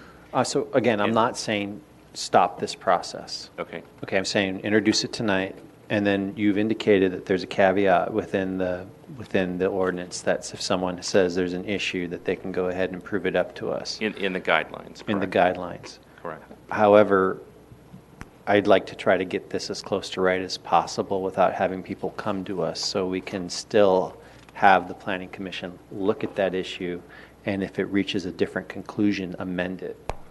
Right, but so we'd go forward with the ordinance adoption, so it'll come back to you the next meeting for adoption, and then if you want to give direction to the Planning Commission to look at the size, we can look at, we could look at the size, but we can also look at the construction cost feasibility issue. So, I mean, basically we can have the Planning Commission, we can go ahead and frame out the questions that we want them to go ahead and dive deep into, because this is really the subject matter that they're dealing with. Peter, I have a question too. Yes, Councilmember Keith. Thanks. I like that idea. I have a concern, though. I like the idea about getting the financial information in 60, if it takes 60 days, hopefully it reaffirms what's been stated. And I would like the Planning Commission to look at it again, but I don't know how useful it is if they don't have the financial documentation that we're asking about. I'm interested, like you said, Peter, in having the first reading tonight and trying to figure out when we can get the financial information, for the Planning Commission if we want to send it back there and then come here. But I still would like to see some more of that financial information from BAE too. So here's what I suggest is let's go with the ordinance tonight as written, and then if I can ask Deanna, if I could ask you to sort of reach out to BAE. Let's start that process of gathering financial information. Would like to frame the question to the Planning Commission.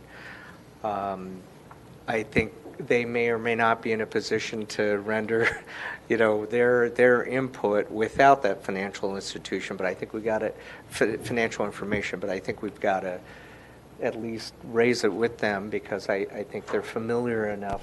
Perhaps they might be able to do that.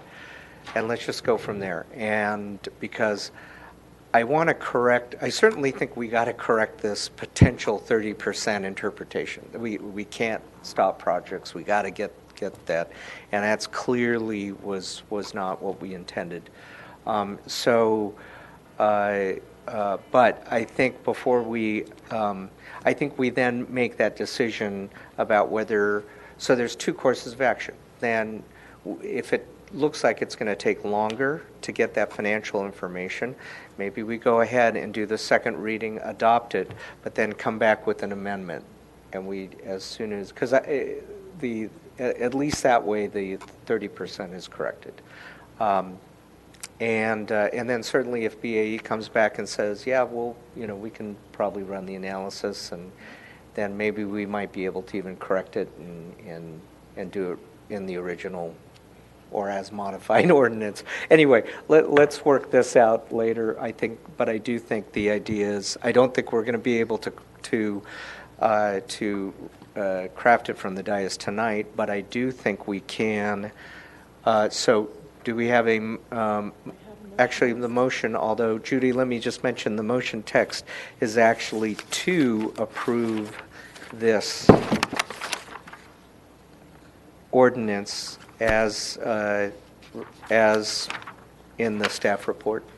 It's introduce. As right. introduced, yes, introduce the ordinance. The record will No, show we that. were just yes. just Okay. confirming that, so Great. we would like to just take the process back through the Housing Commission, the Planning Commission, and back to City Council once we have the financial information, since the Housing Commission provided original input on this topic. So to follow the same course of action. But we're still going to go ahead and introduce the ordinance as is. What you're saying Yes, is they it may- supported this as it was without the additional study. We can go back with your guidance here for additional study, and we'll go back to the Housing Commission, the Planning Commission. Okay, thank you. Let's vote.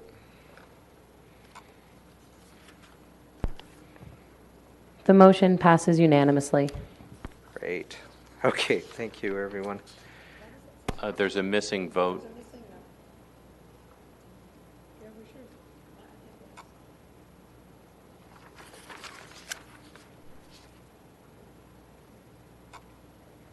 Let's vote again, just to make sure.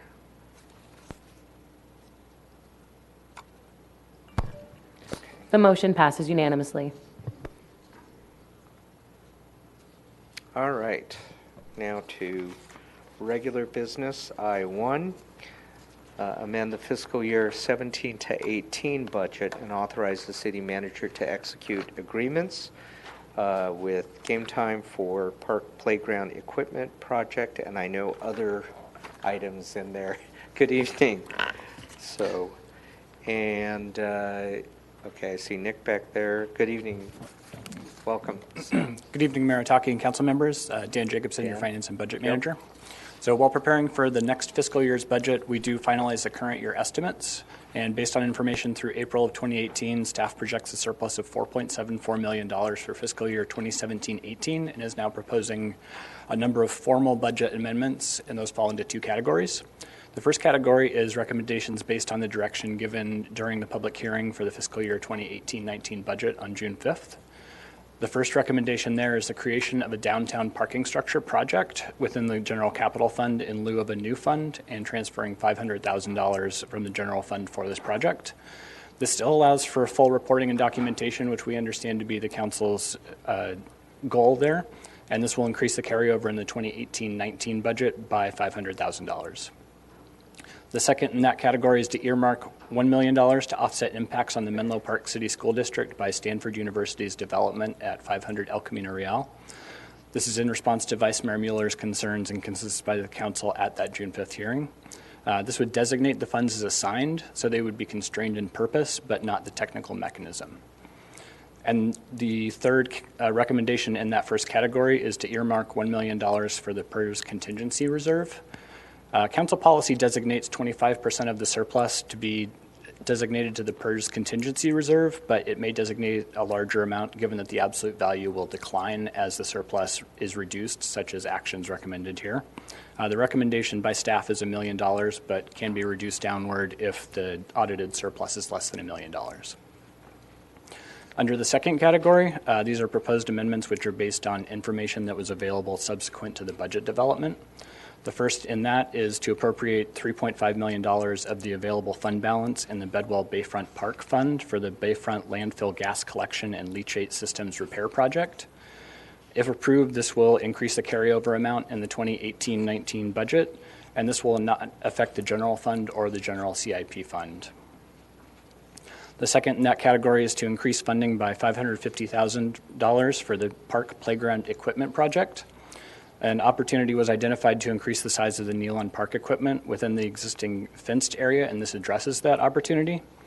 If approved, this amendment would transfer $550,000 from the general fund to the general CIP fund and increase the carryover amount in the 2018-19 budget by the same amount.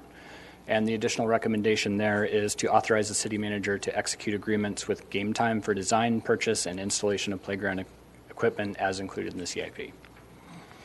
So to recap, there are 5 total recommendations. The first is to increase the transfer from the general fund to general capital fund by $1.05 million, including $1.5 million for the downtown parking structure project and $0.55 million for the park playground equipment project. The second is to earmark $1 million from the surplus to offset impacts of the 500 El Camino Real projects on the Menlo Park City School District. The third is to earmark $1 million of the surplus to the PERS contingency reserve unless the audited surplus is lower than $1 million. The fourth is to appropriate $3.5 million of the available fund balance in the Bayfront Landfill Fund for the Bayfront Landfill Collection and Leachate Systems Repair Project. And the fifth is to authorize the city manager to execute an agreement with Game Time for the park playground equipment project. And with that, I'd be happy to answer any questions you have. Okay, Dan, appreciate it. Thank you. I also wanted to, before I know we have a speaker public comment, but clarify the term earmark we have in here. So we are not approving it because I know we are not done with the fiscal year. The fiscal year 27-18 still it ends on June 30th. Plus there'll be a reconciling period so these are more like earmarking is not almost reserving, but at least we are setting that aside pending is it the audit or is it, I'm trying to remember, usually like in December or November, is that when you have the final numbers at least fairly well intact where you can come back and say to us, yes, the surplus was $4.5 million and that's correct. The audit will be sometime later this fall. What earmarking does is we'll put it in assigned fund balance, so it will designate a purpose for it, so that it's not used for other things, but it won't necessarily appropriate the funds for any given particular mechanism for these, other than for the PERS contingency fund. That one is. Okay, and also with respect to the Menlo Park City School District, this also we had the ERAF. So our typical budget is to assume 50% ERAF. We got the full amount this year. What was that, a rough amount?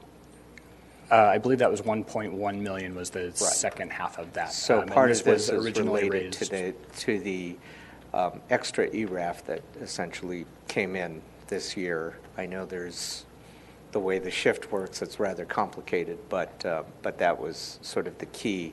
In effect, we had a surplus of the ERAF funds that could go toward that. Vice Mayor Mueller, did you have a question?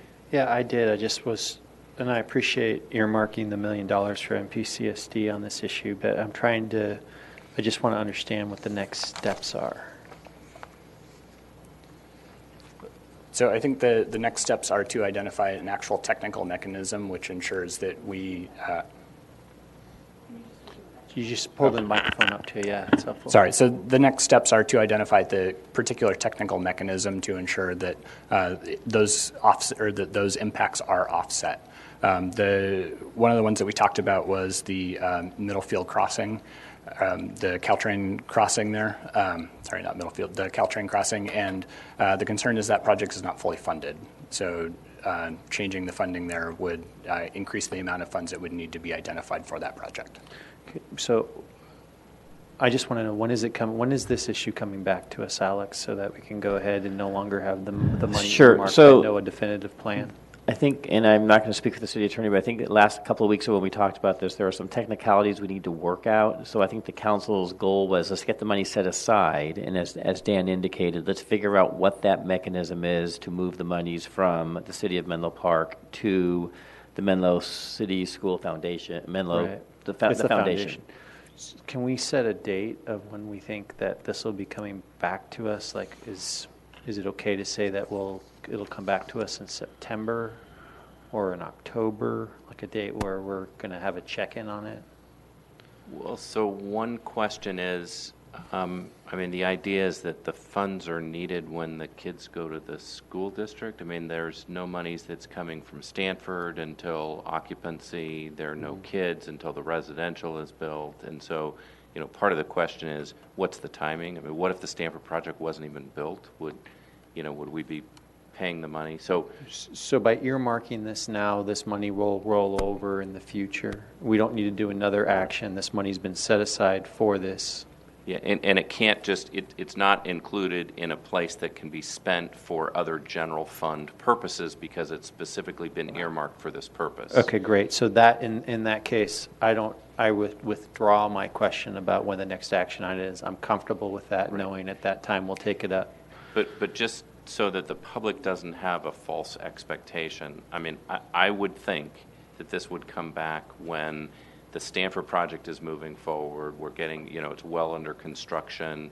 It's getting closer to thinking about when Stanford is going to be putting its money in, and when we would be looking at when kids are going to be starting in the future and getting it into the foundation at a comparable time. And there will have to be some agreements and documents that will have to come back to earmark how those funds will be used, et cetera.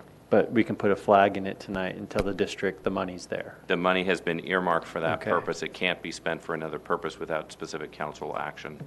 Thank you. Great, and I think that's what, Vice Mayor Mueller and I were both invited to speak with the school district at a board meeting a couple months ago, and I think because they're planning ahead, they wanted to get some sense of where we were going on this. So I think that would provide some comfort to them in knowing that the earmarking does mean it can't be used for something else. Okay, great. I appreciate it. We have one speaker here, Jennifer Johnson. Welcome. Thank you. My name's Jennifer Johnson. I'm the chair of the Parks and Rec Commission, and I'm also on the subcommittee for playground renovations. So one of the items that you just heard about was a request for $550,000 from the surplus fund to go into the Nealon Park Improvement Project. And I want to tell you a little bit about what that will allow to be done at that site that can't be done now. So currently it's not an ADA accessible playground, and none of the parks in Menlo Park are currently. They're all up for renovation on a rolling cycle over the next several years. But what this will allow will be some enhancements that we currently don't have in the city. So it will meet ADA standards as well as inclusive standards so that kids of all abilities and ages, and we're hopefully also going to be including some adult equipment that would allow for exercise for adults and seniors as well. It would also allow Menlo Park to be a national demonstration site for playgrounds, which means we would be on national registry, as the park would would address all areas of development and all areas of physical developmental needs, which would be broader than what's currently being addressed there.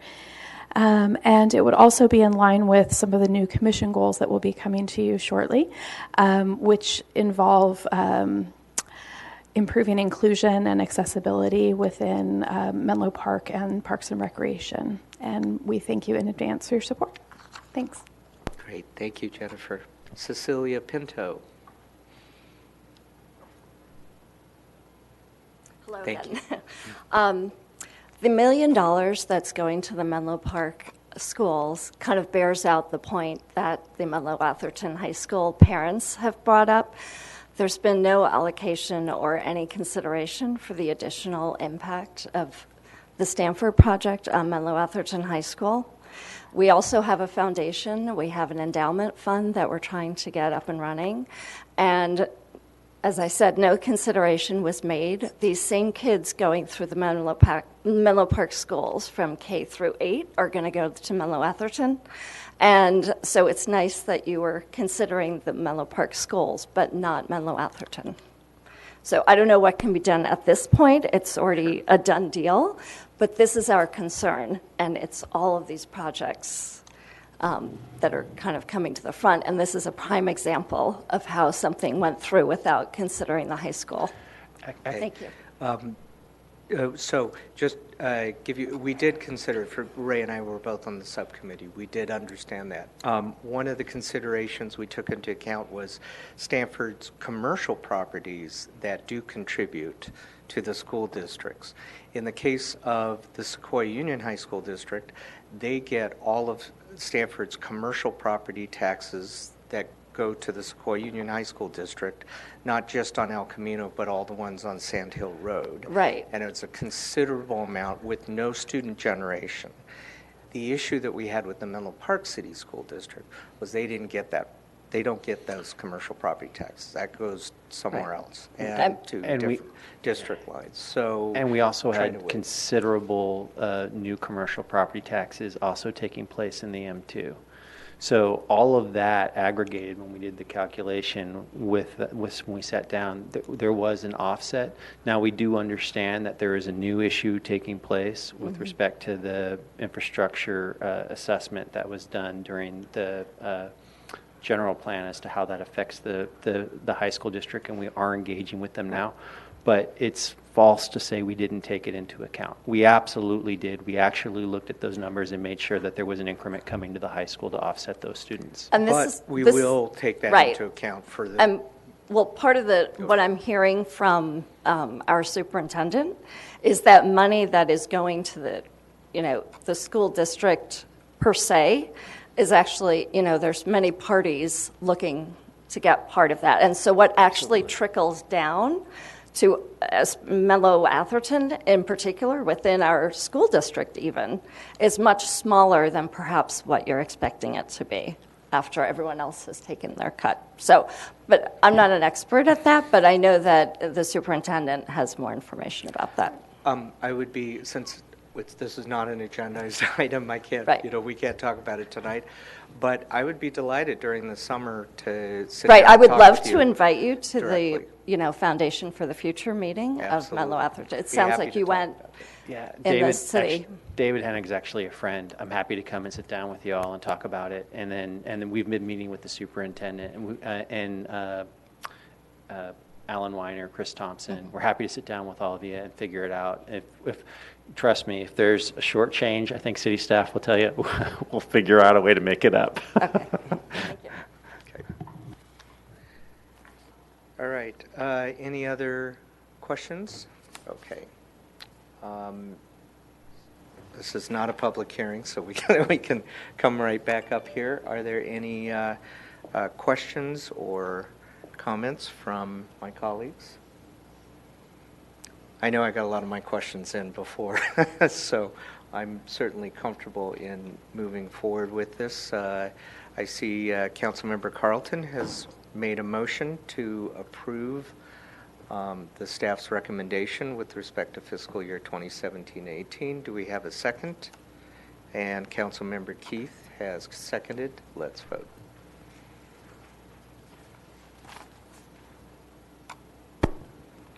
The motion passes unanimously. Great. All right.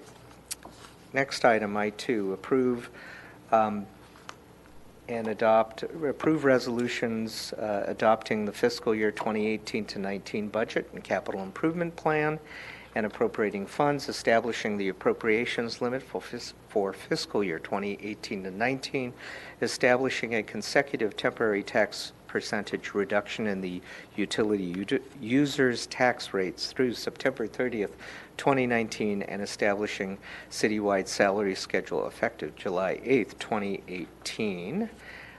We have, I don't know if Alex, you're going to introduce, okay, I'll go to Nick Pagueros, our Administrative Services Director. Good evening. Good evening, Mr. Mayor, members of the council. Happy to be here this evening to present for City Council adoption the fiscal year 2018-19 budget.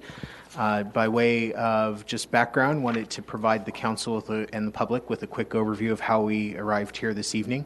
As mentioned in the previous meetings, the budget process kicks off each year formally with the City Council developing its work plan, and that happens in January. The work plan is critical to establishing the priorities and the projects that are funded in the upcoming fiscal year budget. That work plan, as well as budget principles, which are developed in the workshop, budget work, or in the City Council's workshop in January, or were approved by the City Council in February. While the council provided direction relative to the work plan officially in February, preparing a budget of This magnitude is by no means a small feat. The city staff has worked almost year-round developing the budget, and we pretty much wrapped up our work in May of this year. On May 30th, we had the city manager's budget workshop, where I would say in my several years here with the city, we had a very good attendance by the public. At the City Council's last meeting on June 5th, the Council held a public hearing, and at that time, the Council provided direction to the city, to staff to amend the proposed budget, and we'll walk through those changes here this evening. Finally, adoption here this evening with either as proposed or with any amendments the City Council desires to make this evening, and our fiscal year begins July 1st of this year. The focus of my presentation will be on primarily the changes, not necessarily the comprehensive overview I provided last meeting. However, I'm happy to go into any detailed questions the council may have. The 2018-19 budget is balanced. Across all funds, we have just shy of $1 million surplus with $144 million in revenue and other resources and $143 million in expenditures and other requirements. The general fund has a surplus of about $320,000 with 67 or just shy of $68 million in revenue, just about $67.5 million in expenditures. And as mentioned at the last council meeting on this topic, the fiscal year 2018-19 budget includes a higher than traditional transfer to the general CIP fund, and that amount was an additional $3.5 million. The budget includes 287 and a quarter full-time equivalent personnel, and that is an increase of 9.25 or 9 and a quarter compared to current year. At the June 5th, 2018 meeting, City Council provided or directed changes to staff, and I'd like to walk through those this evening. One thing that I would like to point out is compiling the budget document. So this document that was published is, as you may imagine, a labor-intensive process and involves a number of folks that aren't necessarily finance folks, but are more graphics-oriented and need lead time to make changes. There are some differences between what was printed and what I'm presenting here this evening. However, if the council provides approval this evening, we'll ensure that the City Council adopted budget reflects the City Council's actions accurately. So one thing the council directed staff to include was, and should the council approve the creation of a subcommittee this evening, the ad hoc subcommittee of the council. This matter was raised by Councilmember Keith and was identified to work with the Chamber on downtown beautification, business incentives, and homelessness issues. The council did not provide explicit direction on the funding for this. However, staff proposes $100,000. These funds would not be spent until the ad hoc committee makes a proposal to council and council gives explicit direction on the use of these funds. That is included in that's an update to the June 5th proposed budget. The other two areas that the council directed staff to return with with changes, first is in the area, or both are in the capital project fund, so non-general fund. The first is with Vice Mayor Mueller proposed the funding of pre-funding of the Sharon Road sidewalk installation, the $935,000. That project was included in the capital improvement plan that was proposed by the city manager on June 5th. But it was intended to begin design in 2019-20 and then construction in 2021. The council did direct that we return with the inclusion of that $935,000 in the budget for this for fiscal year 2000, or pre-funding of this project in fiscal year 2018-19. In addition, the council directed staff to establish a fund for the Belhaven branch library reconstruction or replacement. Similar to what Mr. Jacobson shared with the council earlier, the council had previously, and this is detailed in the staff report, the council had previously approved the creation of a library systems improvement fund for the specific purpose of improving the library system, which of course includes the main library and the branch library. In that fund, we already have a Belhaven Branch Library project, and the recommendation here is to fund that project with an additional $450,000 in fiscal year 2018-19. As we were preparing the budget, there was a question that was raised that we do seek additional direction from council, and this was in relation to the Willow Oaks Park Bicycle Connector project that was originally funded, included in the CIP plan for, the capital improvement plan for fiscal year 2019-20. That's a $500,000 project, and upon our review of the council meeting, it was tape. It was a little our understanding or the clarity on the council's direction with regard to this project was unclear, and so we're seeking council direction on this project this evening.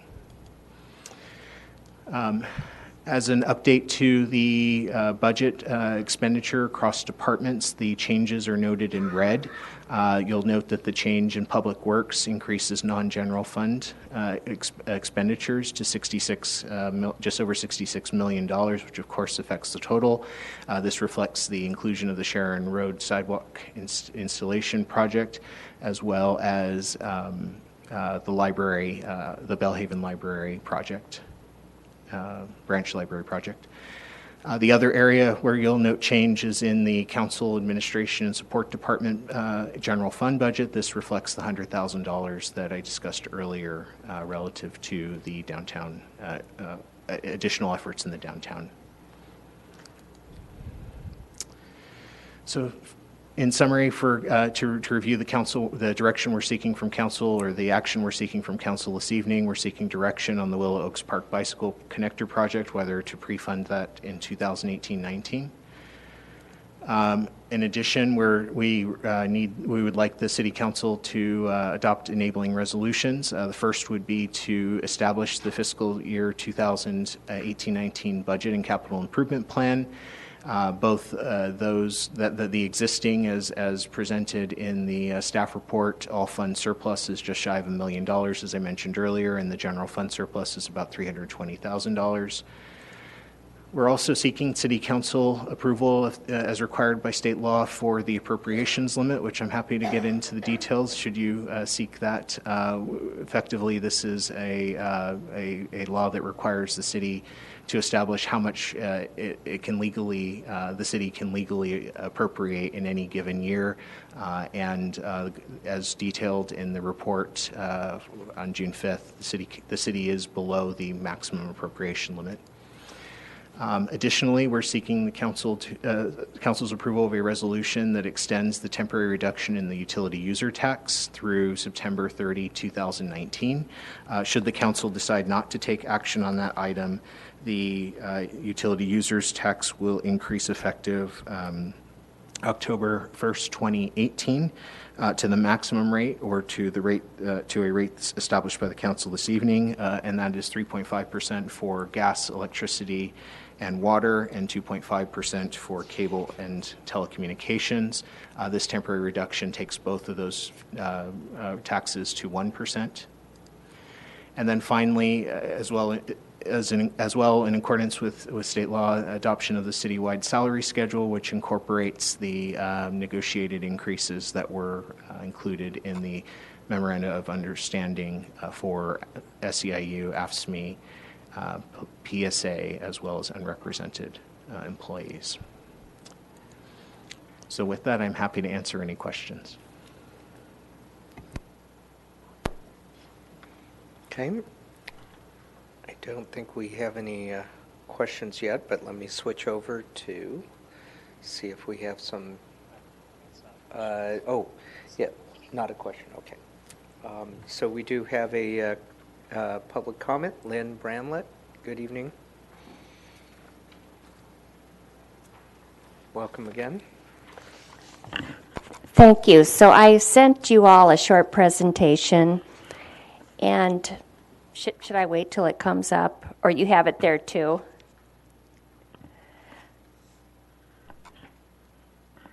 Okay, I want to talk a little bit about the public engagement process. And I know a lot of hard work went into the document. I can recognize that. I want to talk about residence-based planning. I have some suggestions for the document, especially based on what I see from the city of Palo Alto, and I think we can learn from other municipalities. And then I have a suggestion for a way to involve residents in some of these issues that come up. So starting out, I want to talk a little bit about the process. So I was at the city manager's budget workshop. The next day was at his workshop, May 29th. The public didn't get the document until the meeting. There were some copies there at the meeting, and I had carefully read the prior document, but of course there weren't many questions. I know I wouldn't ask if I hadn't read it. The presentation took an hour, and it wasn't really an interactive workshop. Then the next day was the Finance and Audit Committee meeting, which are held irregularly, and I've started attending those. The budget wasn't part of the discussion, so again, no opportunity to go through it. You had your meeting the 5th. I was at my film discussion group that I lead for the library, and then we're here tonight. So we had 1 month basically from start to finish. Now, I want to compare that briefly with what I see from Atherton on the next page. They had 3 meetings, 2 of which were devoted to different parts of the budget in a study session held earlier. And I think something like that's less threatening than coming here and, a document that's maybe confusing. And then they had a meeting, and changes were incorporated, where they went over the whole budget, and then they had the meeting like tonight. And they've done other things to involve the public in a more meaningful way, and I think next year we can learn from some of these approaches. And that's why I'm speaking here tonight, not to stall your decision, but just to point out some observations. So the meaningful input, I would say, really wasn't there, the process. And I'd like to talk in general about residence-based planning. And someone here, by the way, did donate some time, though I don't think I'll need the full amount. I hope you have that, Judy Rose Bickerstaff. I'd like to suggest that Council commit to a process of a long-term strategic plan. We've heard a lot of things come up that I think having something like that would be really helpful in Menlo Park. I think we need a residence-based vision. The document referred often to the, quote, community's vision without specifying who was the community or exactly what was the vision. The theme was even from vision to fruition. But who is the community? What is their vision? How do you know? Were residents involved? So some of these other documents I'm reading are more just the facts, kind of straightforward. They give me more of a feeling of trust. When I read things like that without specifics, right away, I don't trust it. Okay, resident-based goals. Some of the document refers to service level enhancements to benefit the community without saying how they know that. So just terminology like that without specifics erodes my trust. Okay, longer term, I think we need resident-based values. I see some values at the HR website that are now out of date based on the new employee values. I think we need a process to establish them. Our mission here in the city, I'm not sure residents were ever involved in that. And, maybe longer-term outcome-based budgeting. So what I'm really saying in a broader way is I think the residents need to be a lot more involved in some of these foundational items for budget decisions. In terms of the budget document, in the interest of time, I won't go over all my feedback. I have given some to the Finance and Audit Committee, and they were quite receptive, especially to my suggestion that we start having project pages, especially for the major capital improvement projects. And I have examples from Palo Alto at the end. They have a lot more information. They have the whole picture. I think it's a lot clearer to the public and easier to track them. And then my final comment is, would you consider, not tonight, but in the future, establishing something like what Palo Alto has, a temporary residence advisory committee to provide objective and judicious advice from a resident's perspective to the city manager. And, working committee is what I have in mind, things that keep coming up. You need independent research. It could be structured in a way that we'd share our opinions, our perspectives, study issues, and develop recommendations in a focused small group structure. And, of course, it would retain council authority. So thank you for hearing me out here. Okay, thank you, Lynn. Cecilia Taylor.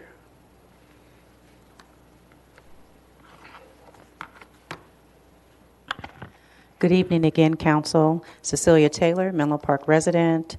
I wanted to bring up the salary schedule, specifically the salary differences that are astronomical that I see are the city's lowest wage workers work with our children. That concerns me because I believe our teachers deserve a lot more money than what they receive. If you look at the salary range here, they go as low as it's around $34,000, and they go up to just under $60,000.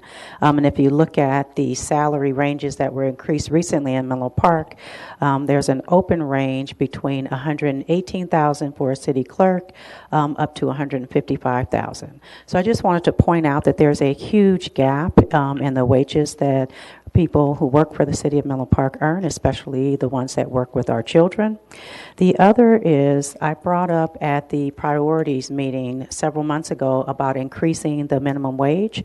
I'm not sure if the temporary wage is still at $11 an hour, whether it's temporary or permanent. I think it's unacceptable. And by the end of the year, it could at least be at 15 so that eventually we can get that number up. And the other I would like to say is thank you. Thank you, Cecilia. There any other public comment? Okay, great. Coming back up here, Vice Mayor Mueller. The minimum wage issue's been brought up a few times. I think we've said that's coming back to us this year. Is my memory of that. Is that right? We talked about it in the priority goal setting meeting. Minimum wage issue. Yeah, so minimum wage is on the work plan, Right. and it was going to live with our economic development office, and unfortunately, we're going to hit some delays, but it is still on the work plan to be returned to the council. In terms of salaries, just to be responsive, we have extensive negotiations with the unions ongoing all of the time. There's union representatives who negotiate on their behalf, and then we come together at a deal. So I do appreciate your concern there, and it's something that we'll take into advisement as we look at that. But trust me, those they're well represented. With respect, I want to talk about a couple things.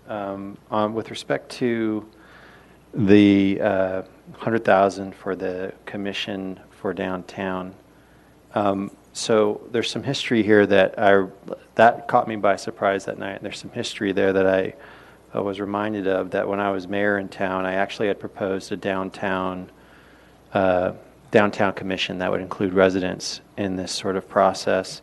And I lost that battle. We didn't create that commission at the time because my colleagues indicated that they really wanted to have all of the council really be a part of that effort. And we already had the mayor and vice mayor in a chamber subcommittee working with the chamber on issues like that. And so the idea would be that we would have study sessions or events where all of us would come together with our ideas and get buy-in around that, and that it would be very transparent and the community would be included in that way. And so, and we did having a roundtable with small business owners, but noticed it and invited all of the council members and community members to that to come up with ideas. And so I'm a little hesitant to create a subcommittee that has such and the other thing is subcommittees usually have very defined charters. Like, you're going to deal with this issue, like parking structure, or you're going to negotiate with Stanford on this issue, but kind of an open-ended go create ideas is something we usually do together as a council in a study session when looking at issues. So what I'm inclined to do here is say, I do think we do need a subcommittee down to work. So we already have the mayor and the vice mayor and a chamber subcommittee. And certainly I do think we should have a study session like we usually do, where we talk about with ideas for downtown that all council members can participate in and we can bring ideas forward. We do, however, have an issue that is, I think, worthy of putting money toward, that is of a specific scope, and that's how we deal with how we address our homeless downtown. And it's, I don't think we actually spoke about it in an open way the last time we had the meeting, but we very frankly have a sanitary issue taking place downtown where there's nowhere for homeless to go to the bathroom. And it's not a fun issue to talk about in public, but it's an issue nonetheless that as a council we need to figure out. And it's certainly a defined scope. And so what I'm inclined to do with this is say, why don't we create the subcommittee around that issue? And I think we'd put up to 30,000 of that 70 to figure it out, because I think it's frankly an issue of public health, plus it affects the retail environment, plus it's just decent, humanity to try to figure out how to address this issue. Take that remaining $70,000 and put it toward a study session, like earmark it, put it aside for a study session where we can all come together and as a group bring forward ideas. And if people want to go talk, if individual council members want to go talk to Fran or the chamber, certainly they can. There's no Brown Act violation in everybody talking to them, as long as it's not getting discussed among 3 council members. And then the mayor and vice mayor can continue on their chamber subcommittee, and there's the parking lot subcommittee, and then now we'll have another subcommittee working on this very discrete issue, which is frankly really tricky. I mean, just trying to figure out this issue is going to be hard. So that is dealing with that. And then on the Willow Oaks Parks bike connector question.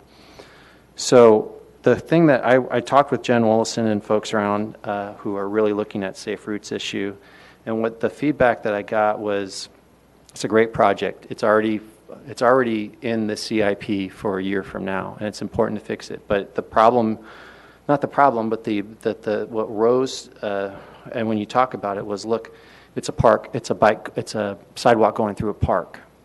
And so like if a child falls off the sidewalk or has an issue, they're falling into grass, right?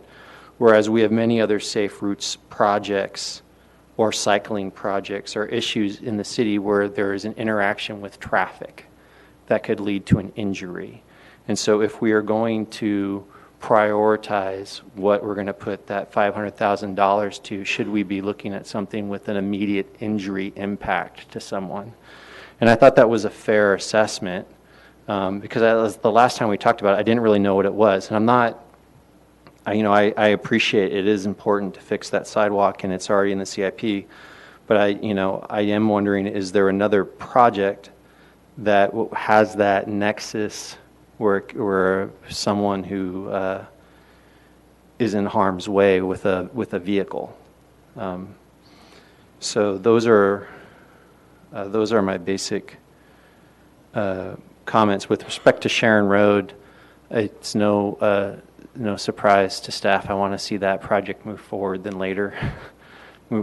sooner than later, just because the community is ready for it, and it's because when there's momentum there. And I know I talked with staff this week with the city manager, and hopefully we can figure out some interim steps while we wait for design construction to begin on that project. But I'm more than happy to go and continue to work with those residents to help figure out the design parameters, which side of the street, how it works out. They're expecting more engagement, so they agreed to explore it, similar to what we did with Santa Cruz Avenue, where now the next step is to sit down with them and figure out a design and get that keep that momentum going. So those are my initial comments through round 1. Okay, thank you. Councilmember Carlton. Thank you. thank you so much to Lynn for this presentation that she gave us. I want to go through it more thoroughly, but I think it's very thoughtful what you've done.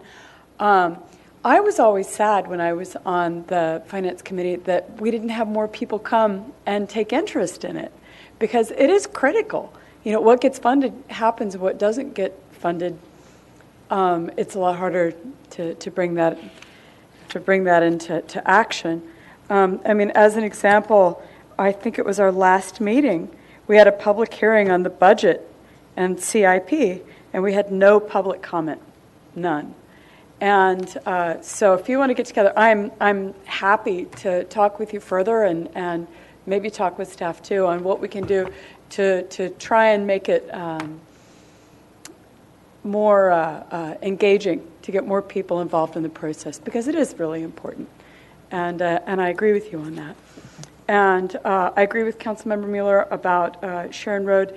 In particular, I want to make sure, and I asked the city manager, and he wasn't sure, the $935,000, we've earmarked that for sidewalks, but I want to make sure that, remember, that road goes right by the school.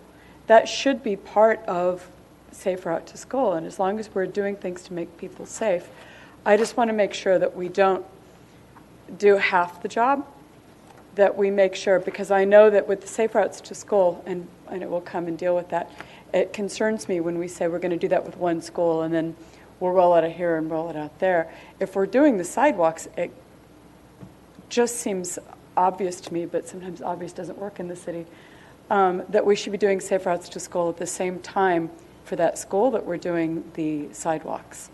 That quite often you get economies of scales going, and I want to make sure that that doesn't get lost in the process.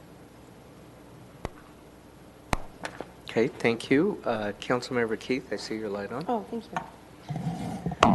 Thanks for the bringing back the changes, Nick, that we had talked about. And again, very fortunate community to have this surplus to have this discussion over. And thanks, Alex, to you and your staff for having an amazing budget here. Just a couple of things. One of the things that I learned after talking to Alex, actually, about the Willows project is that the bike one in particular is that we can apply for a grant for this money. And so, and Alex, correct me if I'm wrong, how much did you say that grant money could be? 50 to 80%? The grant could go anywhere from 50 to 80%, depending on which grant we're applying for and how we rank. But basically, you could expect a minimum 50% and as much as 80, which would be quite right. generous. So when I learned that, I thought, okay, well that's important for when we're considering how we're using our taxpayer dollars. I think part of this is that the idea is to enhance this section so that we can get our students off of Gilbert, actually. So they're on Gilbert Street, and the idea is to enhance this section so that people would use it to go to Coleman and go down to Laurel and Menlo Atherton High School that way. But with the idea, and when would you, with the CIP, when would that grant be applied for? I don't think Nikki's here. I'm looking across the room. Mm-hmm. So. Nikki, do you have any thoughts?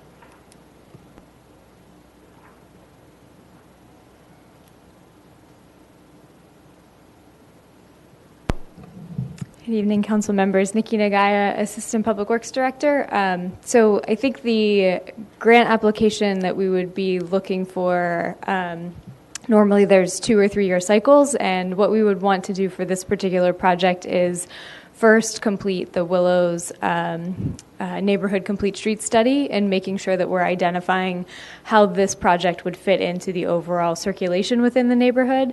And then as part of implementation of those improvements, we would look for a grant. So as soon as next summer would be kind of the earliest we would be looking to pursue funds. Usually applications come out in the summer time frame. But depending on the timeline to complete that study and the community outreach process, it could be a number of years. And I believe, I should have brought the budget with me, I think we were targeting the funds in 1920 for this project as it was laid out. Thank you, Nick. Oh, I think good. Yep, so in 1920. So we would be looking then to match those funds in that year or later. And if it was in 1920, when would it actually be installed? So I think I'm hesitating on these questions in terms of timing because of the backlog of projects that we have. And so I think right now we're very focused on executing a number of projects. The next step on the list is the middle pedestrian bicycle crossing. And then the Willows Complete Street study is kind of next on the priority list. This involves a number of different skill sets across the departments, and until we fill a couple vacancies, I'm not going to have a specific timeline to give you tonight in terms of construction, but we are advancing all the steps that we can in the immediate future in order to align all the pieces to get us to a point where this is a project that could compete well for grants in some future cycles. And looking at the Willows study, when do you anticipate having that completed? So right now I'm looking at when we're gonna start. So I know that's not the question that you're asking, no, but it's a good, honest question. Yeah. So we are looking at completing some work around the Ravenswood grade separation in the summer, starting the middle project in the fall. From staff reports that you've seen over the last few months. And then as we look to complete the study phase of the Bellhaven traffic calming plan, we would look to shift gears to the Willows. So I think we're targeting summer, as you mentioned earlier, summer for the Bellhaven traffic calming study to the Complete Streets Commission. Then it would come to the council. So we could be looking at starting the Willows neighborhood study as soon as the fall, so long as our staff stays in place and everything continues on track. Okay, yeah, so it's a ways off, obviously. Right. But I know you have a lot in your department that you're doing, so I understand. But knowing that we can apply for a grant for this and we can't, there are certain projects that we do that we can't apply for grants for. So knowing that we can for this one, I would probably wait on this one just so that we can use taxpayer dollars at another location where we can't apply for a grant. So that makes more sense to me. And then the other items that thank you, Nikki, I appreciate that were brought up for the changes here, I think are good. I would like to, I know we have a staff report that's a short one on the issue of the chamber. And I think that doing that, here at page 255, I think it is still a good idea to do, and I know I've talked to Fran about this. There are problems downtown, and one of the main things that, I've got emails on again, I believe today actually, from some business owners downtown on Santa Cruz, is the concern about the homelessness issue, and that there are a lot of belongings, especially around Starbucks, that are being left on the street, and concern about how to help our homeless population deal with these issues, with sanitary issues, and then where they can leave their belongings during the day, if we had some sort of container or something that we could use to help them so that they could have a secure place for their items and then pick them up at night. There's programs in other cities such as Portland that do this now. So I think it is a good idea, and I would like to see this move forward. And I know we have item I-5 to look at this issue. And of course, I'd like to be on this subcommittee. I don't know that I don't know how long it needs to be, but we could certainly form the subcommittee, and we could, just like we've done with other subcommittees we have in the past, always notice it as any kind of Brown Act meeting so that everybody could show up, and work on getting a couple of more things in place downtown, especially out of the specific plan, things that we haven't done yet that we could be doing. Some of the ideas are highlighted here about the street trees, street lamps, benches, bike racks, kiosks. Obviously the news racks, we got so close with that, and I don't know when that's coming back to us, but hopefully this year. Transit shelters and other issues. So I know Fran was looking forward to having something like this go forward and talking to her. And I would like to still recommend that we do this. So those are my comments on that. Okay, thank you, Councilmember Keith. So what actually, I'm going to refrain on commenting on the specifics because I know we have an agenda item coming up on the subcommittees. So in terms of the scope, things like that, I'm going to defer my comments to when we get there. I'm going to focus on the budget.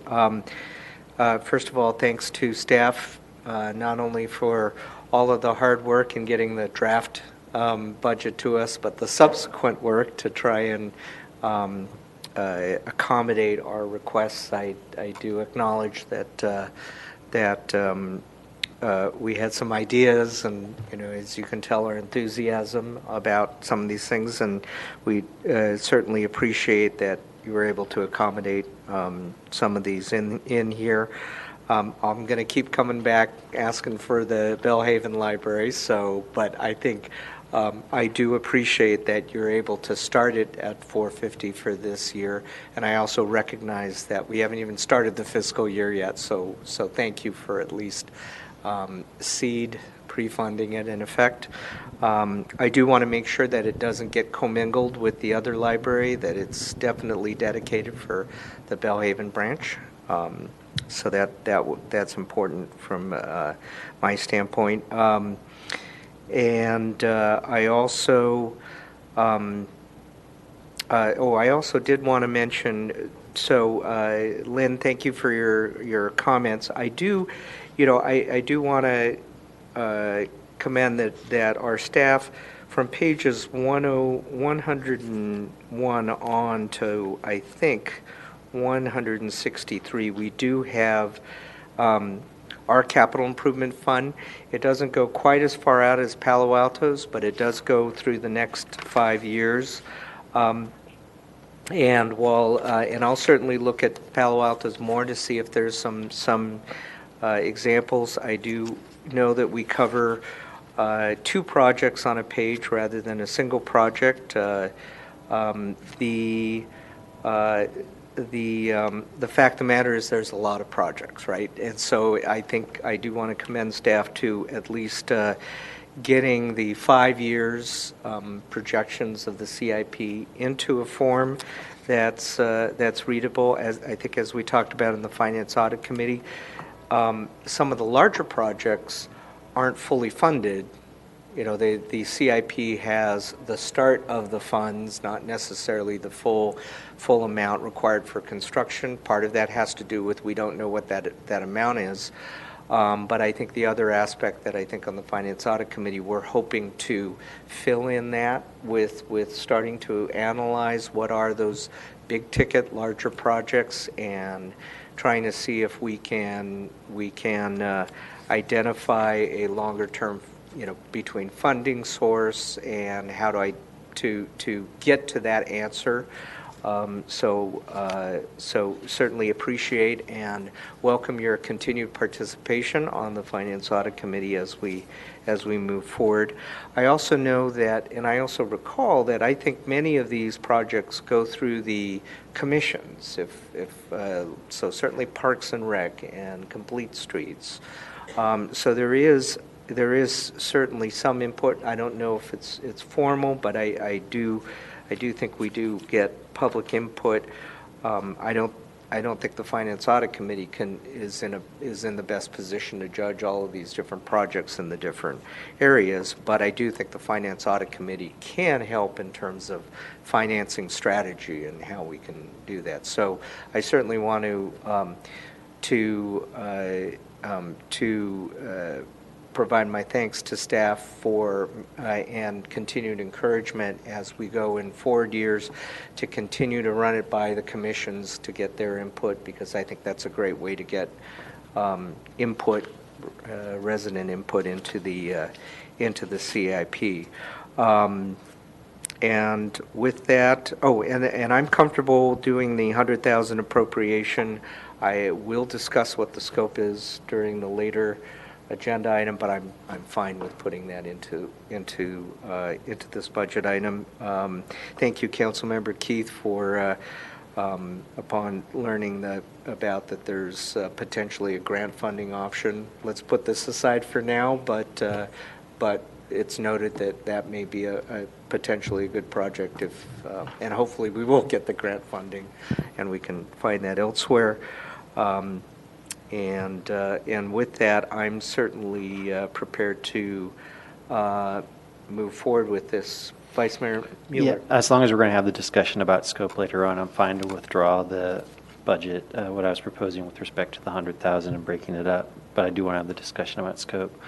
I do, before we end this, because it's probably the last time we talk about Sharon Road in session for a second, I do agree with Councilmember Carlton. It's important to do safe routes to school at La Entrada. However, the district superintendent and the board very much want these sidewalks as soon as possible.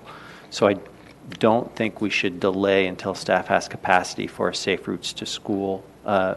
Obviously, we want to do that as soon as possible, but I don't think there should be a delay. And if there's a capacity issue and you have to, and it would delay it as such. So I just wanted to make that clear. I don't think there's consensus to wait until there's safe routes to school project capacity for this project. So thank you. Councilmember Carlton. No, I wasn't intending on there being a delay either. Okay. Let's see, with that, do we have a motion to approve the resolutions adopting the fiscal year 2018-19 budget and capital improvement plan and appropriating funds, establishing the appropriations limit for fiscal year 2018-19, establishing a consecutive temporary tax percentage reduction in the utility users' tax rates through September 30th, 2019, and establishing a citywide salary schedule effective July 8th, 2018. Given this is budget, I'm being extra formal by reading the full, I know it's a multi-part resolution, so, and I think Councilmember Carlton moved, and I will second.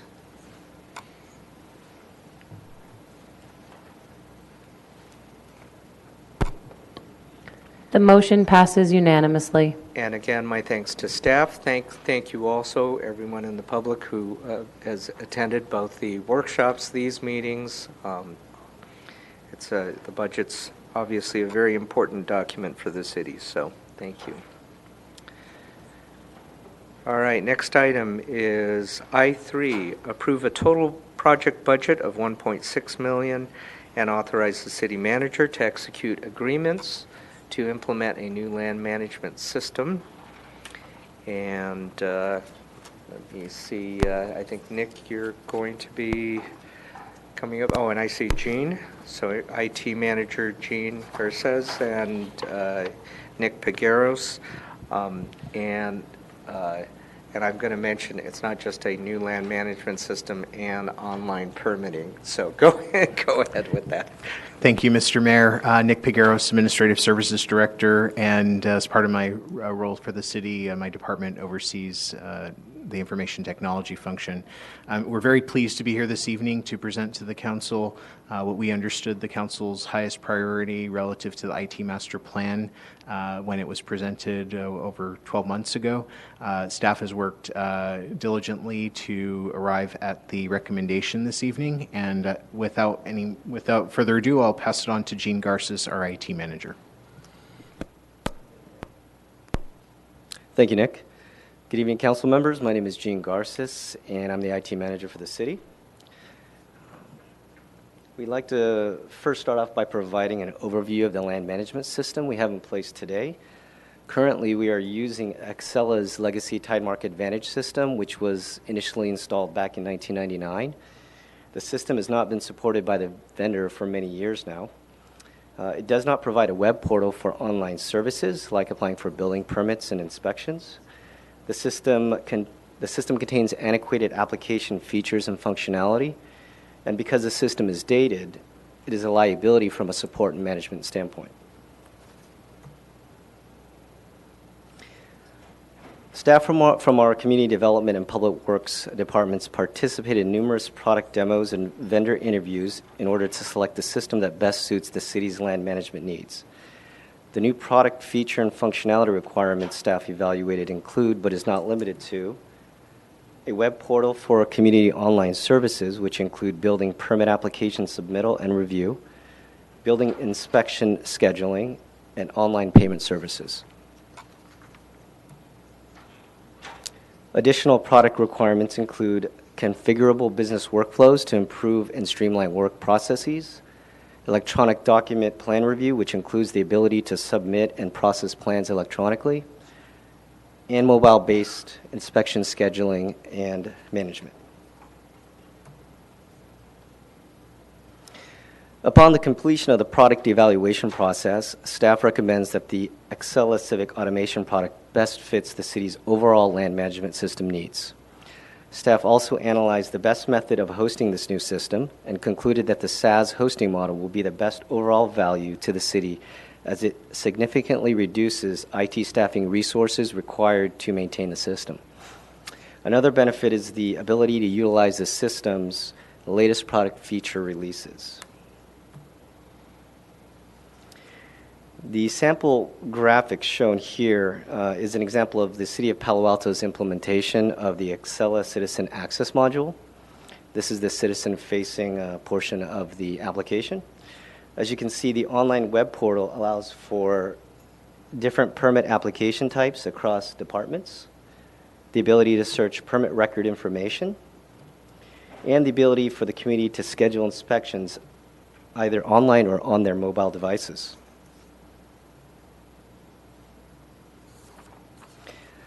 Additionally, in order to ensure the success of this project, both adequate external and internal resources will be required. External resources include professional services from several vendors, including TruePoint Solutions, Excella, and Synergetic Consulting. In order to address internal staffing resource requirements for this project, temporary contract staff will be required to backfill existing staff, as this allows the participation of key staff members throughout the entire project.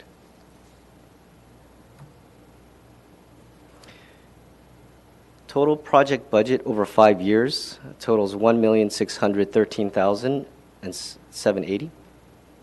I'm sorry, $1,613,780, and this consists of a first-year implementation cost totaling $754,205, a 10% implementation contingency totaling $75,421, and a SaaS 5-year subscription cost of $784,154. This project is scheduled to begin in September 2018 and is estimated to take 1 year to complete. The vendor Excella, however, actually estimates the project to potentially complete in as little as 6 to 9 months. But that's dependent upon having the appropriate and adequate staffing resources in place. Okay, this concludes our presentation, and we'd be happy to take any questions. Okay, great. Thank you. Thank you, Gene. I have a couple questions just to start out. So first of all, thank you. This is something that I know we've talked about for more than a couple years, I think, and I'm very happy to, and thank you for all the hard work going through the bids. I know you got multiple bids and had to evaluate it, and technology bids are extremely complex, and the implementation schedule is always particularly dramatic when you've been using a system for over almost 2 decades, and having to basically update that.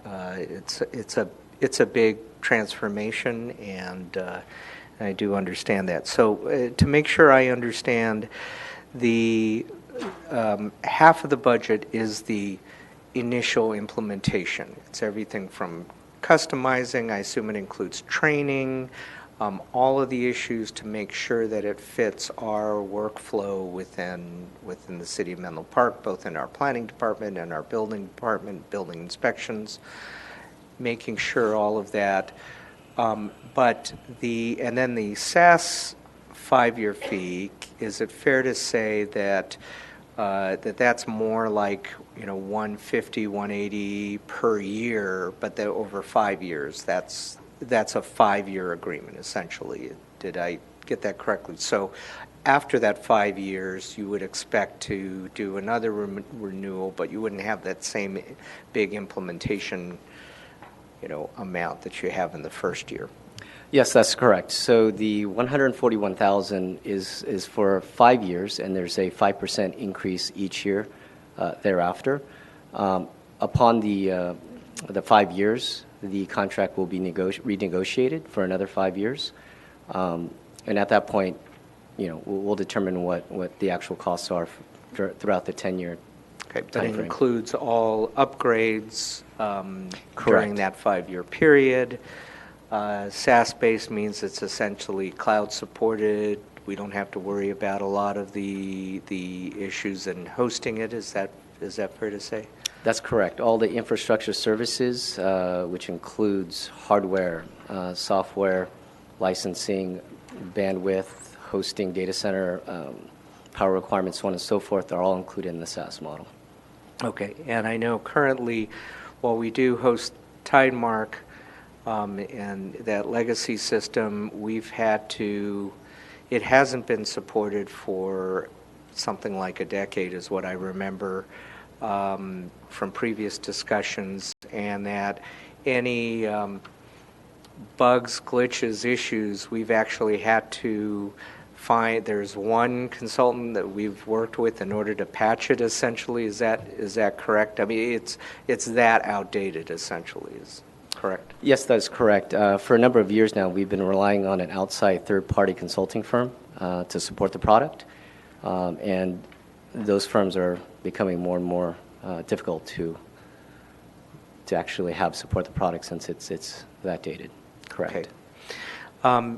So certainly one of the things that I see a lot of value in moving to the new system is online permitting. So it will allow residents to submit their permit applications online, upload, for example, architectural drawings via PDF, be able to then schedule subsequent whether it's inspections, be able to do a lot of it, and be able to pay the fees associated, and be able to do a lot of that online, as opposed to going in between, Monday and Thursday, and then every alternate Friday, having to go to the counter. Is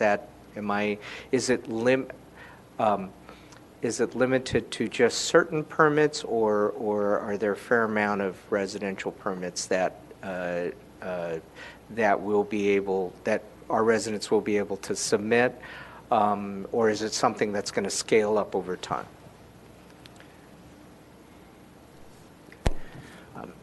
I would defer the answer to the question to our community development director and department. However, I will say that typically in jurisdictions or agencies that place a high value on planning and comprehensive review of projects, sometimes computer systems can't quite address all of those needs. However, I think to your point, Mr. Mayor, every effort will be made to streamline the process to ease the impact on the resident, and I see Mark coming up here now to offer any comments or additions to that.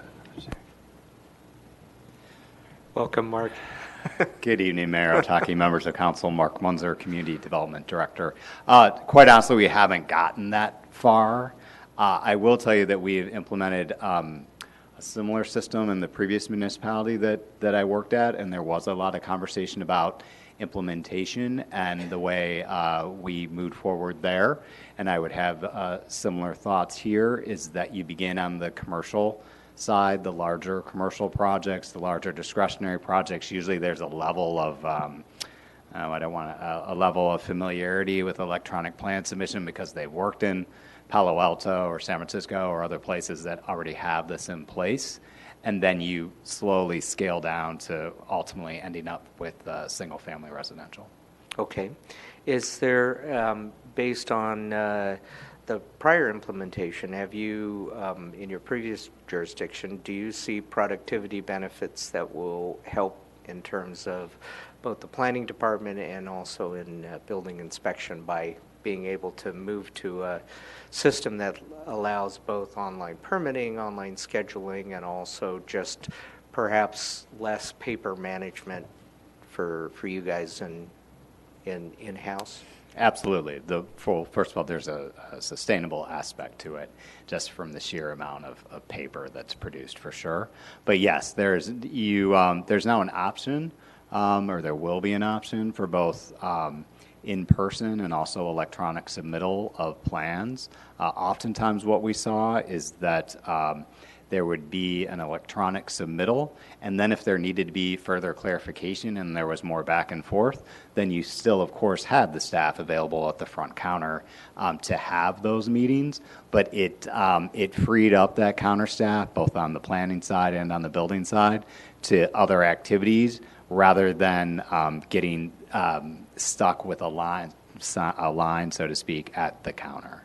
So it was important, and I think it will be important as we move forward with this implementation, to maintain a certain presence of staff at the counter, particularly as people get a comfort level. This is not something that will happen overnight. And again, I will suspect that we will have a lot more engagement on the commercial side than we will initially on the residential side, and that we'll work with the public, on how to get comfortable with that. On a very small level, one of the things we're introducing, hopefully soon, is iPads or tablets at the front counter, and that we will have signage and directions for people that come in to start to get people familiar with that and get some initial data as to that, am I looking to speak to a planner? Am I looking to speak to a permit tech? And that we're doing a better job of kind of addressing people as they come in versus people just waiting to talk to a person, which sometimes is certainly necessary.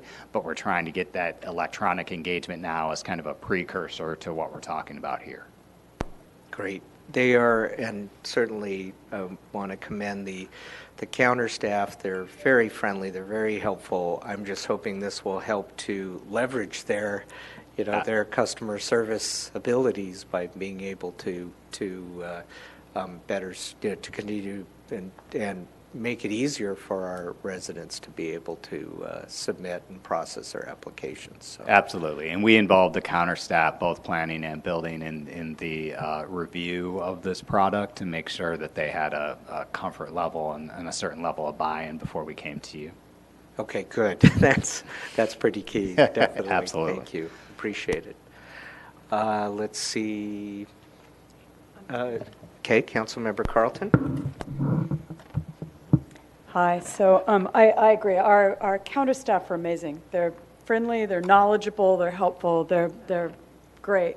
And I think all of our hope is that this frees up them and all the impacted staff to be able to focus on more difficult tasks at hand. The ADA that's mentioned in here, is that going to provide support for the blind? Because I know I've spoken to one resident in Menlo Park who felt that he wasn't being supported by the city's website as well as he might be, and was just wondering if that is what was referred to in the ADA compliance. Yes, that's correct. Okay, great. And I may have mentioned before, many years ago, decades ago, I rolled out SAP in Philips across Asia, and before that I did a similar project rolling this sort of thing out in Intel across Europe. And one of the things that when we were doing this we saw as being a really great benefit was going through and reviewing the processes and streamlining those. And I know years ago there was a joke that staff could drink every time I said something about streamlining the process. So I'm really pleased that we're finally coming to the point to where we're doing something about that. And for those that don't know, I looked it up. Business process reengineering is a way in which organizations study their current business processes and develop new methods to improve productivity, efficiency, and operational costs. It's industry standard before you you don't just shoehorn things in. You actually take a step back and you look at your processes. And it's the optimum time to do that as you're putting those processes online. I asked our city manager about this, and he said that we were hiring a third party to go through the processes, and I was just wondering, that's not included in the staff report. So I was wondering if you could talk at all about who the third party is that's going to be helping us with the business processes and how that's going to factor into the process of rolling out the new system. Councilmember Carlton, let me go ahead and take this one, only because I think you're going to surprise these guys. Sure. We are using a third party to go and do the reviews of each of the departments, and we've hired somebody to sort of backfill Chip Taylor, who's kind of running with this project. It's a project the council has had on its work plan now for 2 years. And the idea is really to look at our current process, look at best practices, do the gap analysis, and figure out how do we get to the best practice. This process will be done prior to the implementation of Acela and whatnot. So hopefully we'll have newly engineered processes that make more sense as we move forward. And the third party is not known at this point because we just have RFPs in, I think this week they came in, and so we'll interview consultants and figure out who we hire to come in and do this. I wouldn't say hopefully, like we need to do this before, otherwise No, we will, sorry. institutionalize that. Okay. Thank you for that clarification. I was speaking to Jonathan, the CTO of Palo Alto, who I have a lot of respect for. That is a really knowledgeable individual. And we were talking about the fact that when you launch new systems like this, staff can be inundated by phone calls of people that don't get it, that don't understand. And so he was suggesting that the best way to do this, and I don't know if that's included in this scope, is chatbots that will cover the first 50 questions commonly asked. And in fact, there was something on NPR, I think last week, talking about how people can't tell the difference between chatbots and real people, that the AI's gotten so good, or at least people's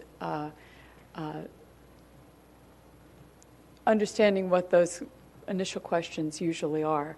And then after it gets to a point, or if there's a question asked that it can't deal with, it kicks it to a real person. Whether or not we have a chatbot, whether or not we have outsourced to people from these companies that can answer questions, I just want to make sure that we don't suddenly slam in the intention of freeing up our super intelligent staff to work on more difficult tasks. I don't want them to get slammed with phone calls for people that are trying to figure out how to use the new system. And I was wondering what support we're going to have available, not only for the people internally, but support for the people that are going to be using the system. Well, the system itself has inherent to it the ability to post FAQs and facts to use the application, much like a lot of applications online these days. The chat box feature, that is a custom integration that we can look into and find out if the Acela platform has that capability.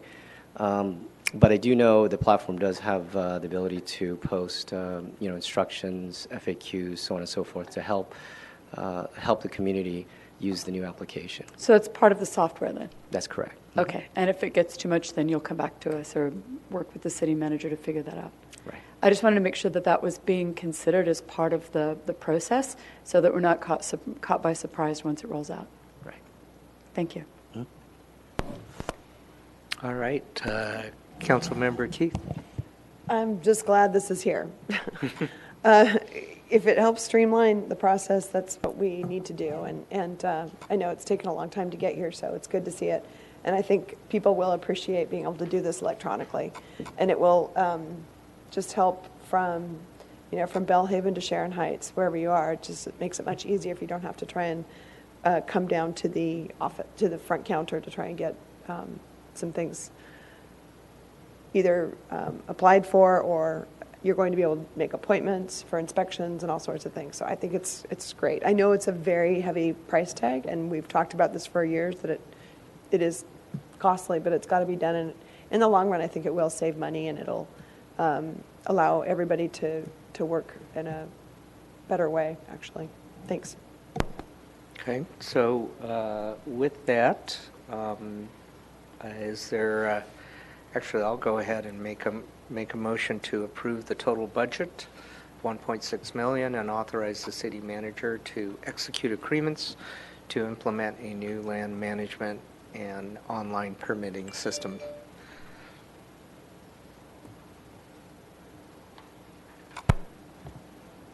The motion passes unanimously. All right, thank you, Jean. Thank you, Nick. Okay, next item is adoption of a resolution calling election to place charter measure on ballot, approval of final proposed charter language, and recommendation from ad hoc committee on inclusion of term limits in charter and charter committee formation. And Kara Silver, I see, is coming up. Good evening, Kara. Good evening, Mr. Mayor and members of the council. So this evening, I will be presenting the item to place a charter measure on the ballot.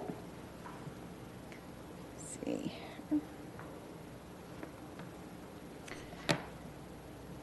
So by way of background, you have been working on this issue for a while. In October and November of 2017, you began exploring placing a charter on the ballot in order to pursue other types of voting methods that were not available to general law cities. In February and March of 2018, you conducted several hearings on different types of charters. And then most recently, on May 8th, you conducted a hearing on the charter, different types of charters, and you voted to move forward with a limited charter, and you also appointed a subcommittee to examine two issues, term limits and charter review committee. Councilmember Carlton and Councilmember Klein were on that subcommittee that you appointed. So in terms of the subcommittee's recommendations on those two issues, the first issue that the subcommittee dealt with was the issue of term limits. And the subcommittee thought that it was appropriate to include term limits in the charter. And there were several different policy issues related to how to draft a term limit provision. The subcommittee's recommendation was that there should be a term limit of 3 consecutive terms. However, there should be no lifetime cap, so that once a council member reached the 3rd consecutive term, they could then sit out an election and then reapply for a council seat. Also, the committee thought that partial terms over 2 years should count as a full term. And of course, a partial term comes about if there's a vacancy midterm and a council member is appointed or is subject to a vote in a special election. Also, the subcommittee thought that moving out of a district should not avoid term limits. So now that we have 5 districts set up, a council member should not be permitted to move from district to district in order to avoid the 3-term limit. And finally, the subcommittee recommended that incumbents' previous terms should be counted, and each incumbent shall be given 1 more term before essentially being termed out. The other discussion that the subcommittee had was on the Charter Review Committee. And as you recall, the council has been discussing this issue as well. And the subcommittee thought that it would be appropriate to appoint a subcommittee to look at other changes for the charter, because this current charter that you voted on is essentially a placeholder charter, and we do expect other items to be placed on it. The committee thought that it would be good to have an appointed charter review committee, that it should consist of 11 members, with 2 members from each of the council districts being on a committee, and 1 member being an at-large appointment. And the subcommittee thought that experience serving the city in some capacity should be a pre-qualification to being on the charter review committee.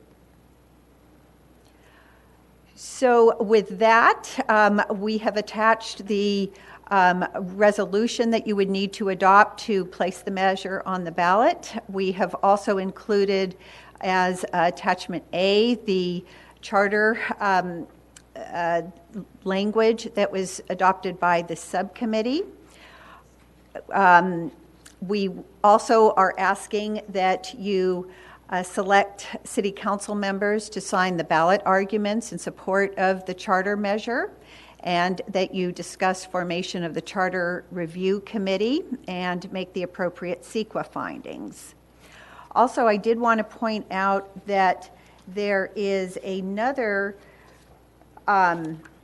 charter version with some alternative language which memorializes the district elections, and that's discussed in greater detail in the staff report.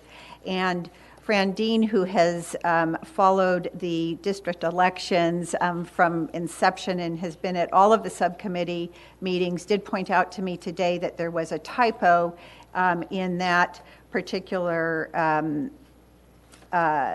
alternative. It's attachment B to the staff report. And section 205, if you did want to further discuss that particular provision, would need to be modified to reflect that in 2018 you will be electing 3 council members, and in 2020 you will be electing 2 council members. So that concludes staff's presentation, and I'll be happy to answer any questions. Great, thank you. Are there any clarifying questions up here? If not, we'll... Yes, okay, Vice Mayor Mueller. So the 5th point of the subcommittee on term limits was that previous terms count for incumbents. That's fine with me, but my understanding of the law on term limits in the state of California is that that's not the case. So can we actually put that into this charter, and or if someone wanted to challenge it, would they have standing to under the law?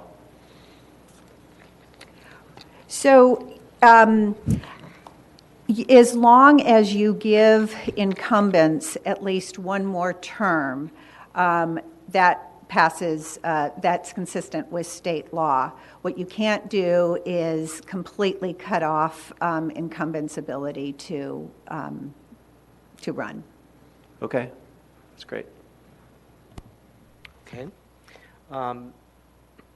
So let's see, we have a couple of public comments. The first one is,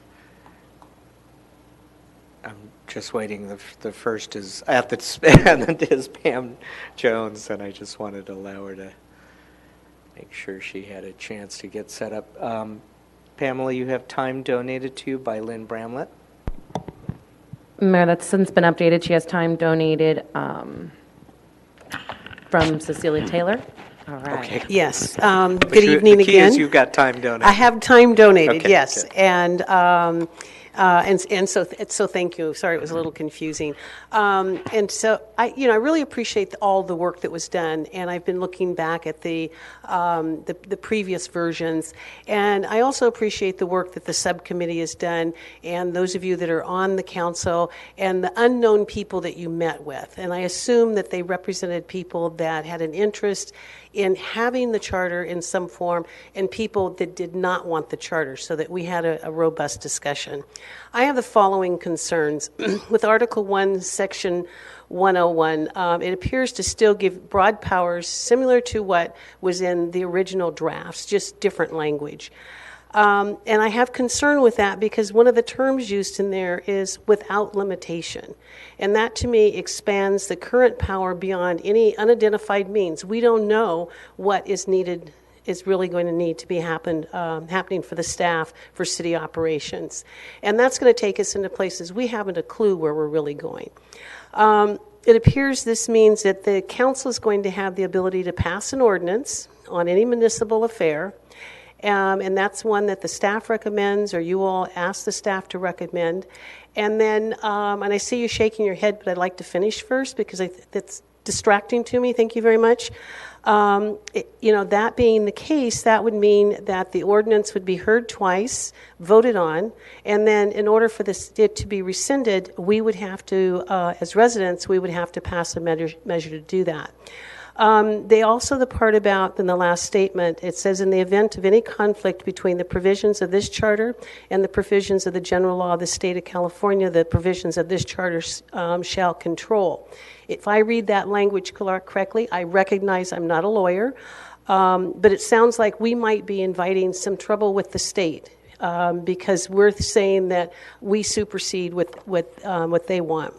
In regards to Article 2, Section 202, it's essentially gives you the power to, through the voters, to change the way that we're going to vote for council members. I would like to remind you that the reason that we're even having this conversation is because the city was forced to go to district elections. And if we start tampering with a system that is yet unproven, we could invite ourselves back to a potential violations of the California Voting Rights Act. So we may want to leave this well alone until after we've had the 2020 census, which means we wouldn't have that data until February of 2021. I'd like to see you delete Section 2. And Section 205, because if you want to have term limits, then you have to consider, why does a person run for city council? Is it something they do for truly altruistic reasons, so that they want to give to their citizens and they want to provide something for the city? If that's what it is, 2 terms is more than enough to accomplish that. If you cannot accomplish it within 2 terms, are you really going to be able to do that in a third? If you have a 3rd term, does that mean what you have accomplished, that you have to follow it through, that it's not something you've put into place in which anybody can make it work? Good policy, anybody could make it work. My recommendation is just to leave the term limits alone at this time. I'd like to see you implement a citizens advisory committee on this matter and let the residents of the city of Menlo Park to determine what should be on that charter. Do that now before November, and then you're going to get something passed. If you want to get a charter passed, then allow the residents to do it, or wait until after the election when we know what the composition of our city council is actually going to be. In the event you absolutely have to put a charter measure on the ballot, then I would go back to doing the 2-article charter. Article number 1, that would deal only with district elections. You have the language. And the second one would be that everything else would go under general law, all the rest of our municipal affairs. I'm a part of this city. I want to see this work. And so this is my suggestion of making this come through in a way in which we can have the kind of city government that's truly representative and that is going to incorporate the importance of all of those things that we need. And also at some point, give the staff the tools that they need. If they really need more, let us know what they really need when it comes to a charter, and then let your charter commission work that out. So I thank you again. I apologize if my knowledge of law was not in a way in which it mentioned that I stated these things correctly, but as a resident of this city, this is my understanding, and I have the right to express it to my understanding, and I'm certain that you will probably correct me if I have been incorrect. At any rate, again, thank you, and I'm sorry to be a little bit terse, but it is difficult for me not to, in circumstances in which I feel that I was disrespected. Thank you. All right, Pam. Julie Shanson, followed by Fran Dean.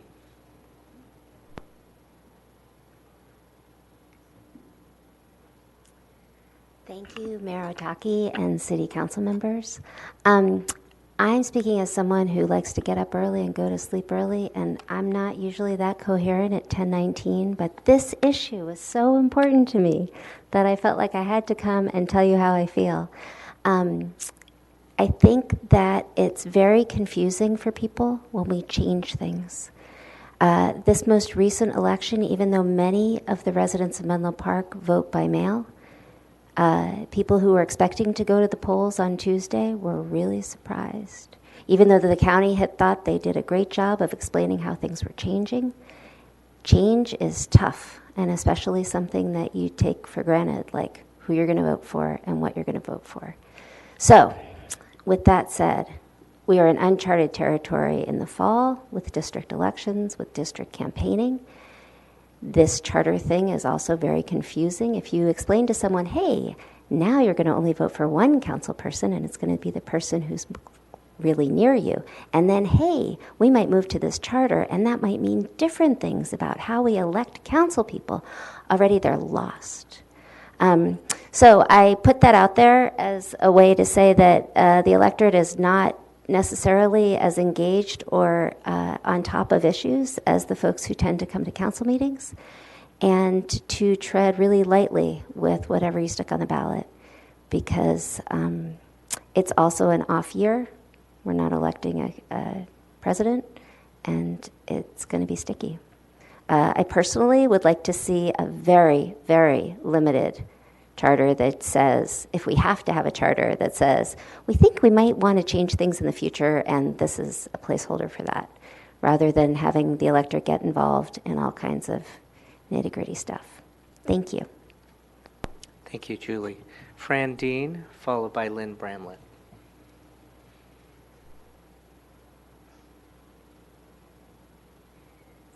Really brief, and I thank very much the comments made by the Assistant City Attorney. What I wanted to do was point out that what you approved on consent in G2 was completely opposite with what you were going to potentially approve in a charter city. So with that correction on terms and numbers of people within the election, it's fine. Thank you. Okay, thank you, Fran. Lynn? So I echo many of the concerns that Pam and Julie have mentioned. I do want to point out that just like I did write June 5th on the budget, I wrote regarding the staff report, and I haven't heard back yet. And I think we need a code of ethics for the employees. And I think one of them should be to be scrupulous about unbiased staff reports, because once I started studying these more carefully, I started seeing considerable bias, and this report has bias. You rely on these reports for your decision-making process, and if you're getting one with bias in it, staff is inserting themselves into the decision-making process, and it's often very, the casual reader wouldn't pick this out right away. Let me talk about a few things that I found in this report, and I found it overall quite confusing to have the three subjects together. So I sent my email in June 5th. I can resend it. I'm going to start with word choice. I'm just going to go through the chart that I sent in because I have my email here. Instead of precise or neutral words, using words with strong positive or negative connotations, or ambiguous or too general words. So it starts out saying, based on the research conducted by staff, there are only 3 San Mateo cities. The word only makes it sound like it's the exception. Actually, my research showed there are 5 in San Mateo that have it. I did my own research down at the law library. Then you have broad terms that aren't defined. Becoming a charter city would permit Menlo Park to exert control over municipal affairs in the interest of the community. I've written about that since May. What kind of control? Who is the community? So we need to define these terms. Mistaken or false premises. Again, my research shows that Foster City and Redwood City also have term limits. And then generalities with missing or problematic evidence. It starts out, given the state's increased incursion into areas of municipal affairs in recent years. Transition to a charter city would put Menlo Park in a better position to protect local control. No evidence for these assertions, and again, I've written about them. Give us some evidence.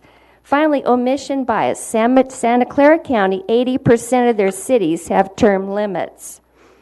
I could elaborate. We need to avoid bias in these staff reports. Thank you. Okay. Thank you. Any other speakers on this topic? Okay. All right. We'll come back here. Kara, there were a couple questions regarding specific language. For example, there was a question in 101, Section 101, regarding, for example, without limitation, that phrase. And in Section 102, the conflict between provisions of this charter and the provisions of the general law of the state of California. I'm assuming that the Constitution of the state of California still takes precedent. At least that's what I read in 101. Help me, just again, also like Pam, I'm not a lawyer either, so we're looking to your explanation, please. Sure.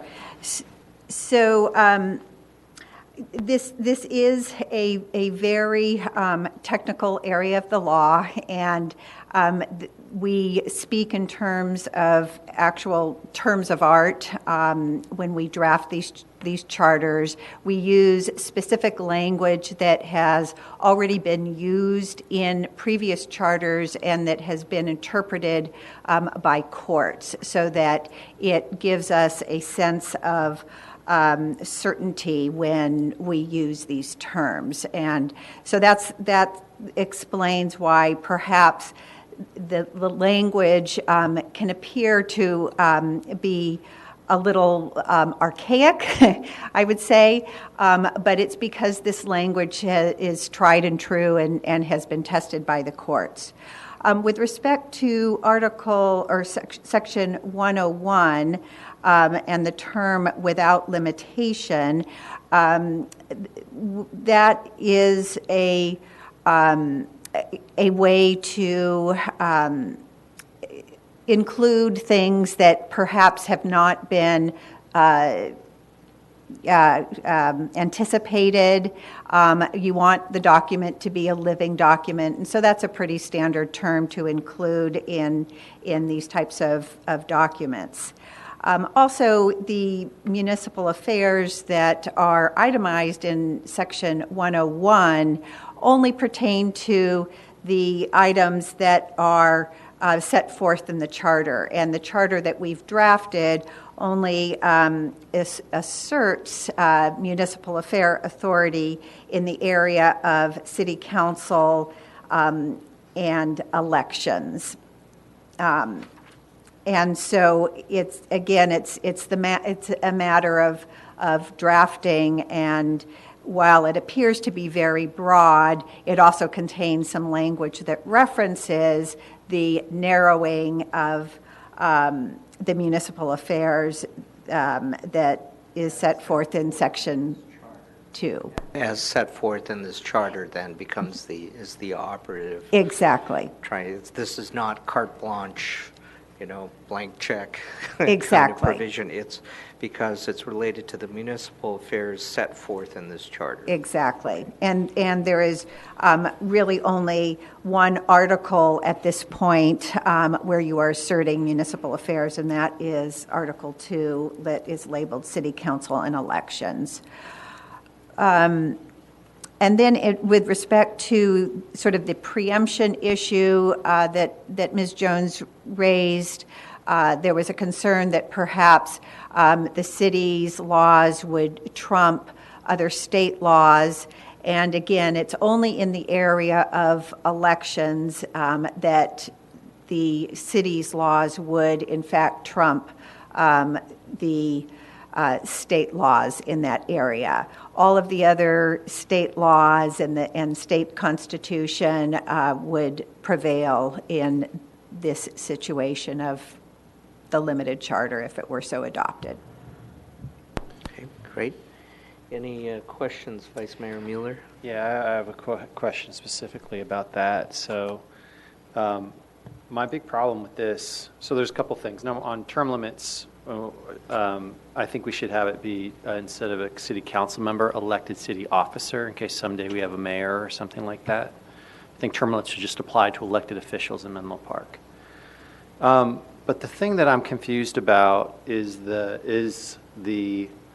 and we have the ability as a charter city to impose term limits. However, I'm confused on how we can have the ability to have state law trump, have our law trump state law on elections, and that's specifically because when you look at the California Voting Rights Act in section 14026 3C, it indicates that political subdivisions mean a geographic area representation created for the provision of government services, including but not limited to a general law city, general law county, charter city, charter county, and then it goes on to state other jurisdictions. The law explicitly states that it applies to charter cities, so I'm not sure how we can tell the voters that somehow now our laws will trump that of the California Voting Rights Act. Yes, Councilmember Mueller. So that's a fair point. The elections preemption issue only applies to election issues that have been deemed by the courts to be municipal affairs. And as we've discussed in the past, courts are changing their mind on what types of issues are municipal affairs. It's a changing process. They haven't done that with the California Voting Rights Act No, yet. the California Voting Rights Act is currently a case has been decided that the California Voting Rights Act is not a municipal affair, that it does apply to charter cities. Right. That being said, there are still aspects of election issues that the city can assert its municipal affairs over. Such as? Because we don't have an example of that tonight. And my concern is, the discussion that I recall taking place at council when we started talking about charter cities was, how does this relate to the California Voting Rights Act? Can we do ranked choice voting? Can we do a bunch of different alternatives? Mm-hmm. And at the end, we said, well, the California Voting Rights Act led us to what we have actually implemented as a city. So by putting this in front of the electorate, number one, I'm not sure it satisfies the intent that brought us down this road. And secondarily, I don't understand what the election issues are that we're presenting to the public that now will govern, as opposed to what state law is. Yes, and I think that, as we've discussed, that this really is a placeholder charter, and what I think is envisioned is that the Charter Review Committee would then look at whether implementing other types of voting methods would be something that you would want to add to the charter. If it were, then you would have to have another vote in order to amend this placeholder charter and put But we just went through, and so that leads me back to, we just went through this whole analysis of what the California Voting Rights Act required. So basically, we're setting up the same discussion to happen again, and frankly, we don't even need elections in this charter, because the Charter Review Committee can take it up at that time like they can everything else. The only thing definitive that we're actually putting in front of the electorate with this charter is term limits. The other issue with respect to elections, frankly, the California Voting Rights Act preempts at a state level, and the other issues aren't defined. So, I've said it over. I'm sort of revisiting an area, but now I have the law in front of me. It says it explicitly. So I'm not I can support a charter that says we're going to go ahead and implement term limits under the conditions we've talked about and then leave it open for discussion. But I'm not going to represent to the voters of Menlo Park that's in a statement that says state law is going to trump, that municipal law is going to trump state law over elections when it doesn't. It's an overbroad statement to the electorate that they're going to be voting for. It's not accurate based on the law. So I not doing that. So that's, I just want to go ahead and make that clear, and we can talk about it as a council. Secondarily, Pam, as you can tell, it's okay you're not a lawyer and don't know the answers, because I'm a lawyer and I ask them all the time for what the answers are. So please keep commenting. And that's my comments for now. Okay, Vice Mayor Mueller. Councilmember Keith? Sure. Thank you for bringing these forward. I thank you for the speakers tonight too. And Julie, I agree with you. I think it's very confusing, and that you come, and the four of you come frequently to our meetings and kind of what's going on, but I don't think a lot of people do. And I think they will be surprised when they learn that we've gone to district elections. I mean, there is a lot of change right now. And I understand doing this so that the reason we're doing this is because of the threat of a Voting Rights Act lawsuit that we got from Mr. Shankman. So when you talked about just a moment ago, other types of voting methods, that's not listed here. We haven't really gone down that road. What do you mean? What are the examples of that? The two methods that the council has talked about in the past is ranked choice voting and cumulative voting. And currently, because the city is a general law city, you are not permitted to implement those two forms of voting. So as we've heard from the few speakers tonight on this issue saying, please do a limited charter that just gets this ball rolling, I suppose you could say. So that then we could have more discussions with the community group about, these different voting methods. Because I've gone to several of the meetings on these topics, as I know you all who just spoke tonight have as well. And it's confusing. I mean, it's a confusing topic, and you do need to, if people are engaged, they can kind of learn more about it. But we have not gone down that road. So. I understand doing this. We need to do this. We need to have something in place. But I would agree that it should be something limited at this point, because there are too many things to discuss, and we need to have a more robust conversation with the community about what we're proposing. So I would like to see this also limited, actually. If I could make one clarification, you're not required to adopt the charter in order to cure the voting rights claim. You've already cured the voting rights claim by transitioning to district elections. So we don't think that there is any further legal risk.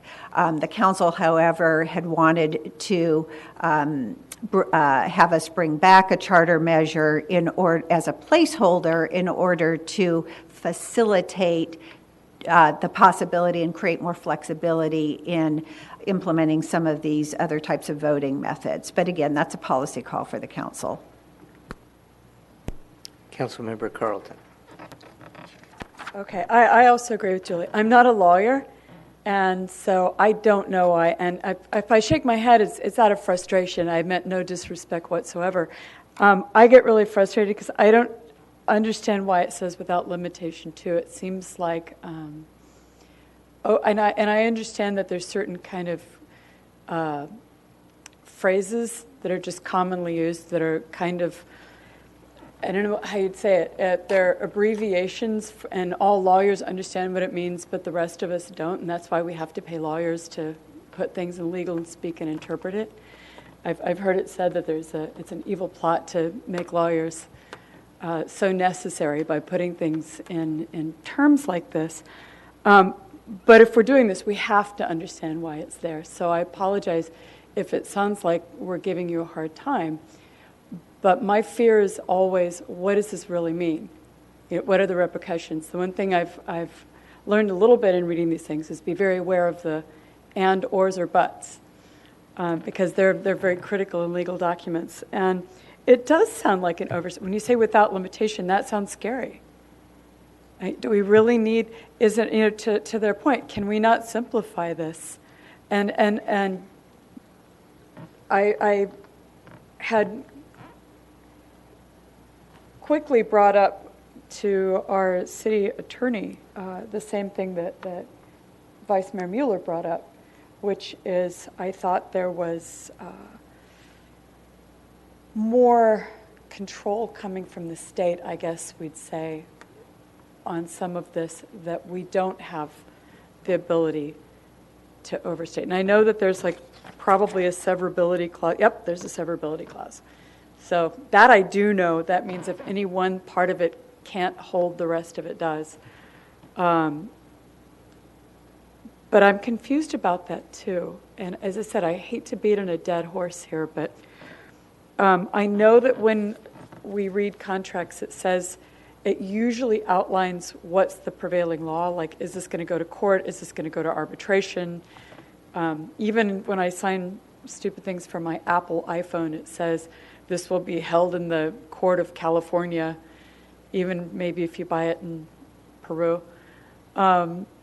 Is this just one of those things that is outlaying the lay of the land, or is this an outstretch? Because it does seem like we're trying to say that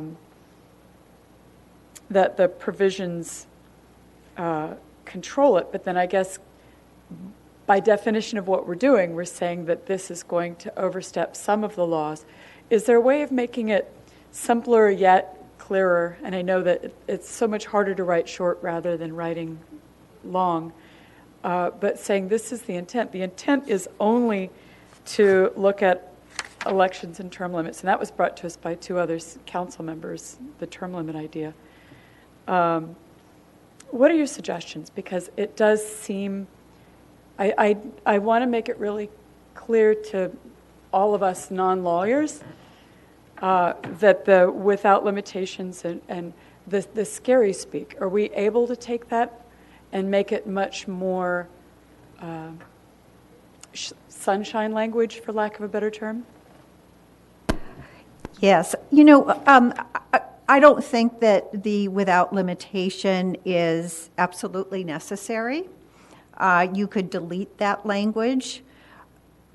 As a lawyer, we try to create as much flexibility as possible, but as policymakers, you want to make a document that the community would embrace, and so and understand. And understand, absolutely.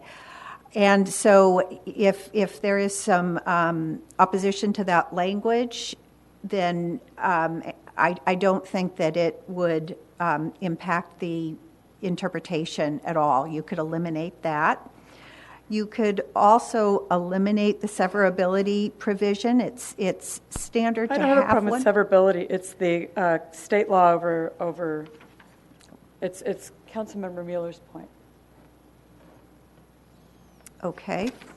It's the second part of 102, I think, that where. Mm-hmm. In the event of any conflict, this charter shall control.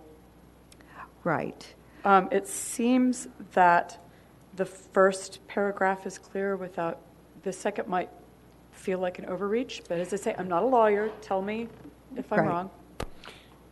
I mean, generally, you do need that sentence in there because there are, again, it's a living document, so unless you're going to add it in a later amendment to the charter when you're adding other provisions, the community could very well support adding provisions to the charter that might deal with like public bidding contracts, and that would be inconsistent with the general laws. That is an area of municipal concern. According to the courts, we can adopt different rules than appear in the government code. for bidding. So you would need language that says the provisions of this control over the general laws. And so that's why that language is in there. So if you're creating a document that you want to live beyond just the words you're putting in it today and apply to other provisions, you need things like that. You need the kind of the preemption. Of course, it's always only as otherwise allowed by the court. So we can only have control over things that the courts have said are subject to municipal concern. So there are things in the election area that are municipal concern. I mean, it's theoretically possible that ranked choice voting or cumulative voting might be better in a circumstance than district voting. I don't know what those circumstances might be, but if all of a sudden the population is changing and you have all of these new apartment buildings and housing that is built in near the Bellhaven neighborhood, all of a sudden the population, it may be difficult to create a district that is that is going to elect people that you want to try to elect from the neighborhood. And so it may be that you have to couple it with some other kind of voting, or even within that, within district voting, or you may be replacing it. But that's, 5, 10, 15 years out. Who knows when it would be. But let me just take one step backwards. And that is, what's the purpose of putting on a charter on this election? The original stated or requested purpose was to give us the ability to potentially change or consider other voting mechanisms. So there's probably no other voting mechanism that could replace district elections in the near term. So is there a reason to put a charter on the ballot now? I think you misunderstand my question. But it's threaded throughout all of the questions that have come up and even the questions from the community. The only reason to put a charter on now, as opposed to going through a charter process where we decide that we want to put substance in the charter, is because we want to be able to quote unquote amend the charter in an off election. That you can only adopt a charter in a general election like this November and 2 years from now. So even numbered years, you can't do it in a primary in a June election, for example. You can only do it in a November election. Well, if we're really not going to put any substance or provide more discretion to the city council to adopt laws that would be, that a charter would allow us to do, is there a purpose to even adopt or put a charter measure on the ballot this November?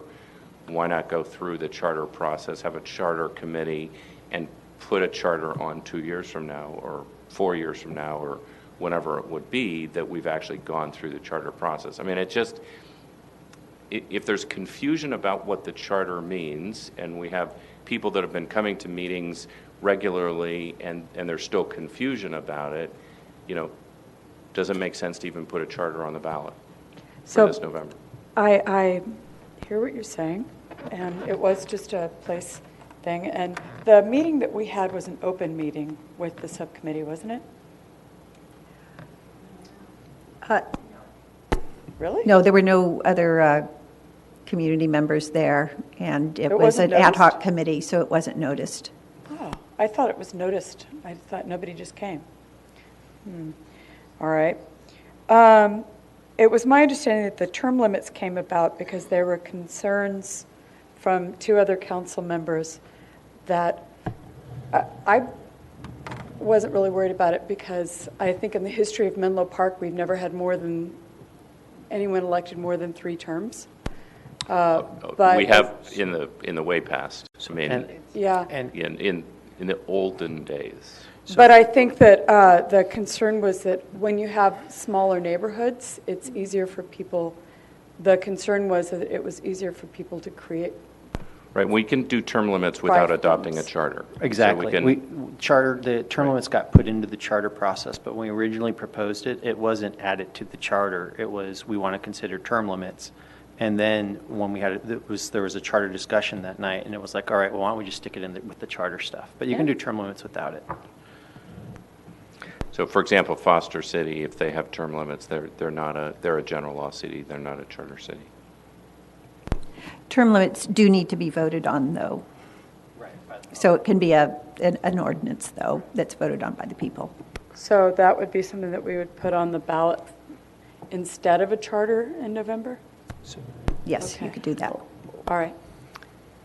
Councilmember Keith? Yeah, I had people ask me about the district issues, and when people get concerned when they realize, oh, I'm not going to be able to vote every year. If you do a charter, can you have one district and then have the rest of the city at large, is the question I received. So it doesn't fall within a safe harbor rule. Santa Clara came up with 2 districts and ranked voting, and it was also voted down, I guess, in the election. But the court, there were some questions as to whether or not that would be valid to overcome a California Voting Rights Act challenge. It's still subject to challenge. Right, but you would have to have a charter to even do something like that. Yeah, I think it could only be done with a charter. I mean, it's not clear, but probably. Are you saying you can do it without a charter? I don't think you could do it without a charter. I think it would have to be done by charter, but I haven't focused on it clearly enough to think it through. What was that? We haven't analyzed it to see if it could be interpreted to be set up without a charter. I mean, it certainly would have to be voted on by the voters to do something like that, whether it's a charter or not. Yeah. Okay. Thanks. Can I ask a couple of questions here? So if, Kara, I like the idea of taking out without limitation, because that makes it clear that we're just talking about municipal affairs set forth in this charter. As I was thinking about Section 102 and in the event of a conflict, I was actually reading that. Why do we need Section 102? Do we even need Section 102? Section 1, we've talked about, is very clear. The city shall have the power to, et cetera, and to take all actions related to the municipal affairs set forth in this charter, which may be lawfully adopted, made, exercised, taken, or enforced under the Constitution of the state of California. So it does establish that the state constitution has the sort of preemption over city. But why do we need 102? I mean, I'm not necessarily sure. The first paragraph to me is fairly obvious that it covers the operations of the city of Menlo Park. I'm not necessarily. I don't know whether that really adds anything, and particularly given the having to then put in this conflict, sentence now just sort of confuses the issue that I think Vice Mayor Mueller appropriately said. Is this, how does this affect the CVRA? And I think our whole purpose was, let's just look at elections to give us the flexibility to potentially do, for example, ranked choice voting. I mean, I think that was the idea. But the idea was, this isn't necessarily going to be adopted as part of it. We would have a committee set up. We would go through the process of analyzing it, pros and cons. But the specifics were to provide the flexibility that a charter city gives around, for example, ranked choice voting. And that was really, but let's limit it to that. I did agree, though, with adding term limits, because if we're going to go to the voters for approval on a charter, let's not do different initiatives. Let's put them together and do the term limits at the same time. So I thought that makes sense to me. But perhaps by making sure that limitation is clear, this charter is just related to the municipal affairs set forth in this charter, which is then Article 2, City Council and Elections, I think makes it clear, makes it much more clear. The other thing is I feel pretty good about our residents' ability to understand these issues. I do, yes, I agree, having we moved to all mail ballots and then for the last primary, but I heard turnout in the county was higher. It worked pretty well. District elections will be certainly, a big step, I think, for our residents, but I have a pretty, I think our residents are pretty intelligent, and yes, you're right, they're not as engaged as perhaps we'd like them to be, but I do think we can bring them up to speed, particularly if we don't overreach, right? I mean, the key is limit it down and make it as simple a question as we can. And I think by taking out, without limitation and maybe taking out Section 102, that might make it certainly a much more straightforward question to ask our residents. I don't know where they will be on this, but I think it will make it an easier and more simple question for them. Vice Mayor Mueller? Yeah, I mean, I have a tremendous respect for my colleagues and for our residents' intellectual ability.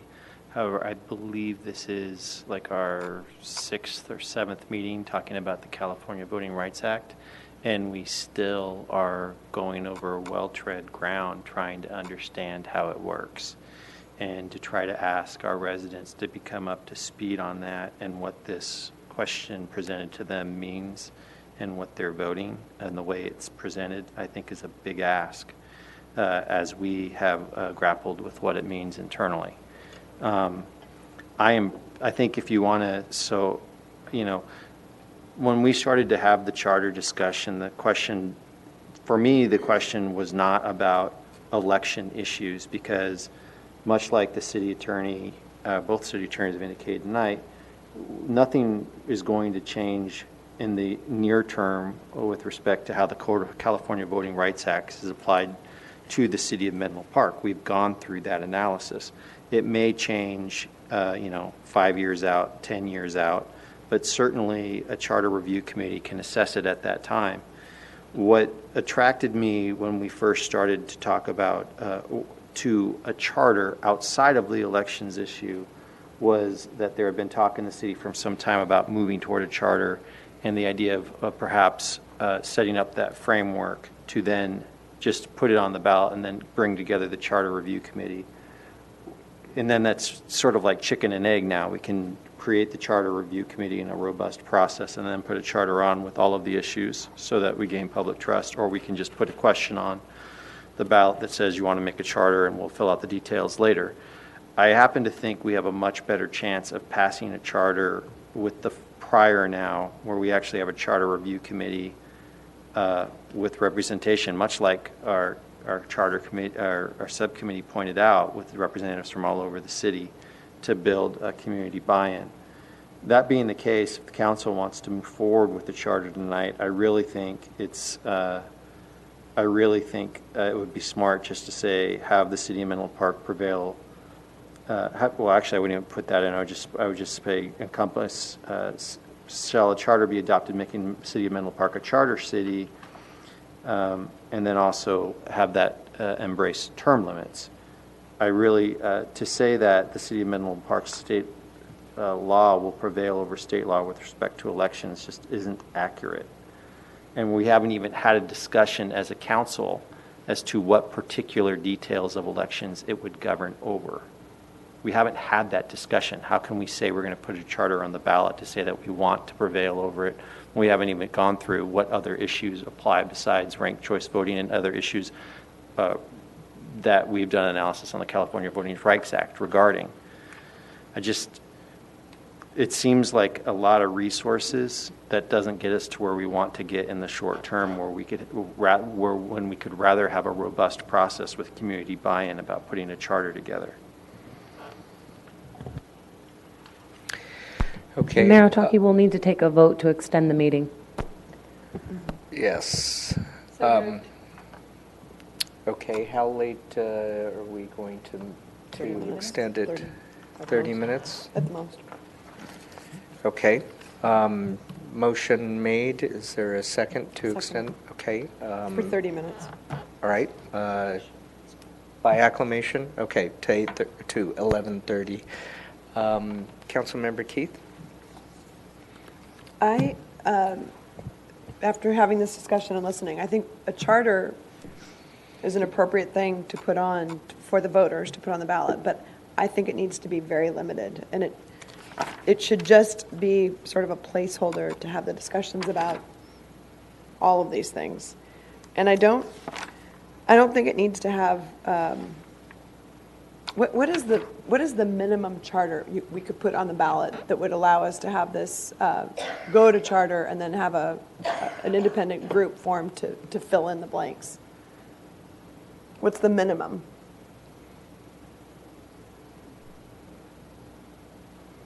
Oh, I didn't know that was going to be a tough question.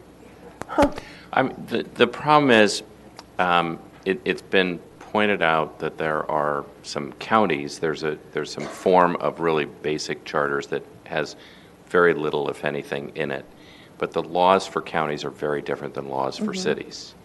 And so the law relating to cities, there are no cities that we've been able to find, and that doesn't mean that there aren't, but we have not been able to find any city charters that are essentially have no substance, and they're only truly a placeholder without asserting municipal affairs over some areas. I mean, this would probably be the most limited charter that any city has adopted that we've seen. That doesn't mean that there isn't. We have however many cities throughout the state, but we put out inquiries on the city attorney email network. We've looked at charters in a number of cities that have been adopted, and this is really pretty minimal. So if you took out elections and limited to term limits, for example, would that be sufficient? Or if you put in the district elections that we're electing by district in the alternative language, is that sufficient that if somebody challenged the adoption of a charter, would it pass muster? We really have no idea. But the thing is that we're not doing this, we're doing this so we can have a future conversation with residents about what they'd like to see. That's the main reason, right? So but we can have those conversations with or without having adopted a charter, I guess is the point that I think we just need to remember. And it's just about what election would you have, because if there's nothing in the charter, then to put anything in the charter, that's going to require an amendment to the charter. So that's going to have to be on a ballot at some point in time. So the only question is are we gaining anything by adopting a charter that has nothing in it, or one article, versus just having the discussion for the future adoption of a charter? And again, that's your call, because it's whether it's going to be on a November election or does it appear potentially on a June election or an off cycle or a special election that the city wanted to hold on a charter. Because if we haven't adopted a minimalist charter, the ballot can only occur on a November election. Okay. So that's really the only difference between adopting a charter later or adopting a charter now and amending it later to add substance. And then you've talked to Shankman. Yes. Okay. And so in your conversations with Shankman, the things that we're doing, we've basically met the requirements for going to district elections. Yeah, we have the protection of adopting a resolution and ordinance going forward with district elections for November. Okay. And when you talked to Shankman, what did he say about having our Belhaven district be District 1, where somebody's elected from the Belhaven district, and the rest of the city being at large? His statement was that would leave the city exposed for a Voting Rights Act violation. By somebody else. because he didn't care? By him or someone else. Okay, You know, so if he he had a said he client would- that hired him to do it, I'm sure he would do it. Yeah. Because the issue is it's still, you're giving, you know, a majority of the city the ability to elect 4 council members, and you're saying that one part of the community can only elect 1. Yep. And so that's a disparate treatment, you know, within the community, and so I think it still exposes the city to a California Voting Rights Act challenge. Okay, so then going back to the charter, I guess, I think if it were to go forward, it would just need to be very limited, but I don't understand what you've just said either about if you have a limited charter, and you're telling me counties have had limited charters, but cities may not have. We could do a limited charter and then start a... Well, it has to assert some municipal affairs. So it has to have some topic in it where we are asserting municipal affairs. And is one of the topics moving to district elections And having the districts? if we codify district elections in the charter, that would meet that requirement on that topic. Okay, and we've Term limits is another, you know, if we put term limits in it, it meets that topic. So we're asserting it over 2 little tiny narrow areas. Is that enough if somebody wanted to challenge the charter? I mean, I suppose they could if they wanted to. Exactly. We don't Yeah. know the answer to that. Okay, all right. Peter, I was just asking other questions about a limited charter. Got it. Yep. Okay. All right, at this point, given lateness in the evening, I don't know where we are on it. I guess I'll try a motion, and if it passes, it does. If it doesn't, if we don't get more than 2 votes, it fails, right? So I'm going to make a motion to adopt the resolution, and this is regarding attachment A. I'd like to take out without limitation from section 101 and take out section 102. I didn't quite get a response, but let me make the motion and then you can respond from a legal standpoint. Take out section 102 completely in order to keep this as simple as possible, and that's my motion. Is there a second? I'll second you to give a nod to Councilmember, to Vice Mayor Mueller. If he feels more comfortable with elected official rather than council member in section 204, that's fine too. And I concur with that. I appreciate that. I'm still going to vote against the motion, but I do appreciate that. Okay. All right, then I'll second. Peter, I just Yes. want to hear, so I know what you just said. We're taking out without limitation. Without limitation. Your So 101? it narrowly focuses it on, it makes it very clear that we're taking, it's actions related to the municipal affairs set forth in this charter, which may be lawfully adopted, made, exercised, taken, or enforced under the Constitution of the state of California. So it clearly states that the state constitution takes priority over, you know, our laws have to be enforceable under the Constitution of the state of California. And then I was recommending taking out section 102 completely, because that second, particularly that second sentence, second paragraph, in the event of any conflict between the provisions of this charter and the provisions of the general laws of the state of California, the provisions of this charter shall control. It sounded like that wasn't necessarily the case. It just raised more May I ask you a questions. question So, about yes. that specifically? I know you wanted to remove the entire section 102, or just Well, the reason second for that is par- because the first 101. sentence in 102, Mhm. except as previously set forth, the general law shall govern, and the laws of the state of California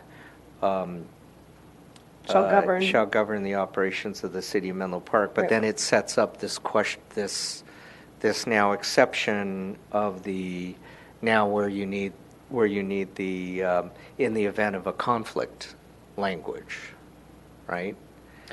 I mean, I hear what you're saying. I'm just going to Yeah, say absolutely. this, that eventually, when you have a charter, you may have conflicts with general law issues, right? So that's why you have a charter.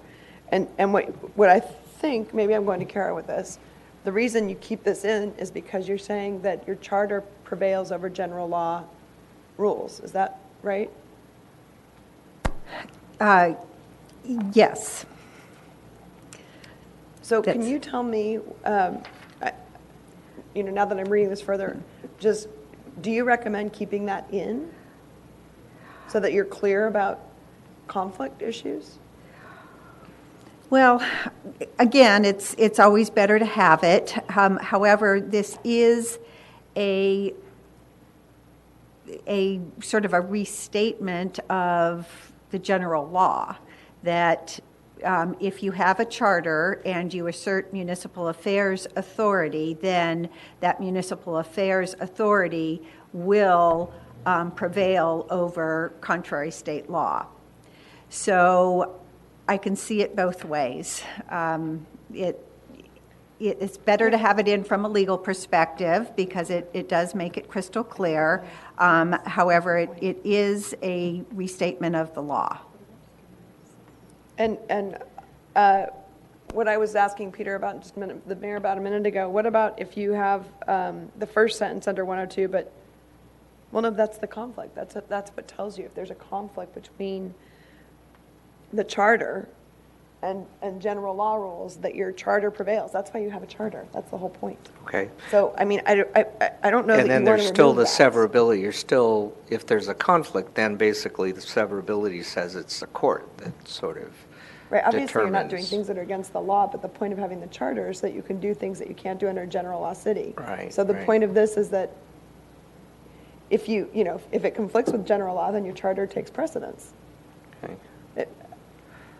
I- I'm looking for as much simplicity. I am That's simply too, but I why, feel so- like if without that, then you don't have the language about conflict. Okay. And it seems, I can Okay. understand why I- Kara's saying. I defer to legal Well, judgment on Kara. this, so. That's, I also want to clarify, elected city official, not any random elected official. We only have elected council people. I know. We don't have anybody else elected. I mean, I think there are some cities like Daly City where they elect a clerk, but we don't do that. Yeah, but we don't do that. So I don't, can I go to Kara? I mean, what's your advice on that? We don't have any other elected Right. people. Well, again, in terms of a living document, it would be good to have elected official there from a legal standpoint. From a policy standpoint, the community may look at it and not understand, and it may be ambiguous to them. The reason why is because the city council, in putting a charter in front of the city on term limits, means that if there's ever a change to the charter, there will have to be another vote on the charter. So when you adopt this and you say we're only going to look at these two limited areas, and then we're going to get everybody together and talk about it, they're all going to have to vote over again anyway. Specifically with respect on this issue, what's going to happen is if you put an elected official now, but retain control over elections, and then later decide to create another elected officer because you've retained that control over elections. If you were going to apply term limits to that individual, you would have to put the charter before the voting public again, or pass a specific ordinance that the public would have to vote on because it's term limits. But if you say elected official now, you're never going to have to deal with that issue. But this goes back to the fact that I just want to make it real clear, because the reason why I prefer we do this robust process prior to put the charter on the ballot is twofold. One, I don't think it's going to I don't think we're going to gain what's being attempted to gain with respect to elections. Two, I think it's a waste of resources to do like a very simplified charter over an issue we don't really control, and then term limits, and then later say, but we're going to have to come back in front of the public again 2 years from now after you've had that robust process, but we just put you through all of those resources. We just spent all these resources on an election. I support a charter process. I just don't think this is worth it at this time. We're not getting the end point that started us down this path. I have a couple other questions for you. Just remind me on, the charter can only be adopted every 2 years? Is that right? A charter can only be adopted in a general election, which is a November election every 2 years in even-numbered years. And if we adopt the charter, we put this on, We can, go ahead, Bill. we can amend it in other elections. Right, that's the point. So if we get it on now, if we put it on now and it passes, for example, then we can have a group of community members look at it and propose things, and we can amend it in different elections. But to get it to get it in place at all, we would have to put it on, it's only once every 2 years. Yeah, but wouldn't you want it in a general election cycle where you had most of your voters in the city voting? But I'm sorry, I had a question that I was asking. Mr. McClure? So the answer is, if we adopt a charter in November, then if there's an election in Menlo Park, school board elections or something else, we could, combine with that election and put an amendment on. We can do it in a June primary or March primary in presidential election years, et cetera. Okay, thank you. That's what I thought, but I wanted to hear that again. So Peter, I'm sorry, it is getting late. Maritaki, you have a motion and a second. Would you accept any friendly amendment or maybe about looking at keeping 102 in? Okay, yes. Okay. Yes, I'm willing to keep 102 in. Okay. So I'll vote in favor of this with that in there so that we understand conflicting issues. Okay, Can we restate? So yeah, we have a very restate. So the clear motion is the subcommittee recommendation, term limits included, attachment A, with the amendment of taking out deletion of without limitation under section 101, municipal affairs of the city. So leaving in 102. And changing city council member in 204 to elected city official. Fine. So, are you okay with that? I understand the motion. All right, before the vote, I just want to say, now that I really understand, I'm really against this. I think it's a big mistake to say to the public, we're going to have you adopt a limited charter. One of the issues embraces you don't really have control over. The second is term limits, which is fine, but it's innocuous. But we're doing this so that we can go ahead and have a select group of people we appoint go ahead and a year from now in an off-cycle election adopt a bigger charter when most of you don't vote. I think that is not the way to run a charter process. I wouldn't want it to be in an off-cycle election. I think it's good to have as many people involved in this as possible. Absolutely. I agree. Yeah. And you can do that. Yeah, and I think if anything... If it doesn't matter if it's an off-cycle election, then why wouldn't you just go ahead then and say we'll do a robust process and do it in 2020? There's no reason to do it now. If the only thing you're gaining from doing it now is that you can go ahead and do it in an off-cycle election. If you don't care if it's an off-cycle election, we're actually wasting resources. We could just go ahead and put together a committee and put it on the ballot in 2020 because it doesn't really affect elections in the near term. If we're going to do term limits, we might as well put the place market in. Well, I mean, putting in the term limits makes sense. The other question is, let's say, hold on. Can we put an amendment in that says that the charter can only be amended in general election cycles? We could put an amendment like that in the charter, right? Later. I'm good with that. Well, we could have the group decide that. Whoever looks. No. But I'm proposing that as an amendment. I'm proposing that right now as I'm a okay friendly with that. amendment. As a seconder, I'm okay with that. As a friendly amendment that can only be adopted that amendments to the charter can only be adopted in general election cycles. General elections. I would accept that as a friendly amendment. I think I would accept that too, because let me explain.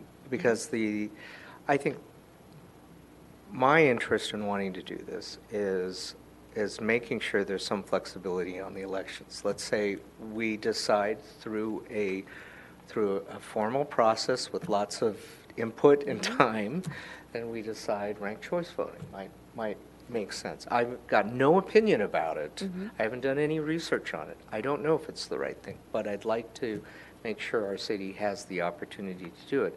They could potentially, that if there's consensus around it, we could do it for the 2020 election without, and then, but I do understand your point that if now there's all these other powers that are potentially going to be added, I think that probably should be a general election. So as I'm hearing that, I think I'm comfortable with adding that provision of an amendment would have to be in a general election cycle. So, Can I get council to comment on that? I think that's an entirely appropriate addition to the charter. So there aren't issues that come up that need to be adopted earlier or something?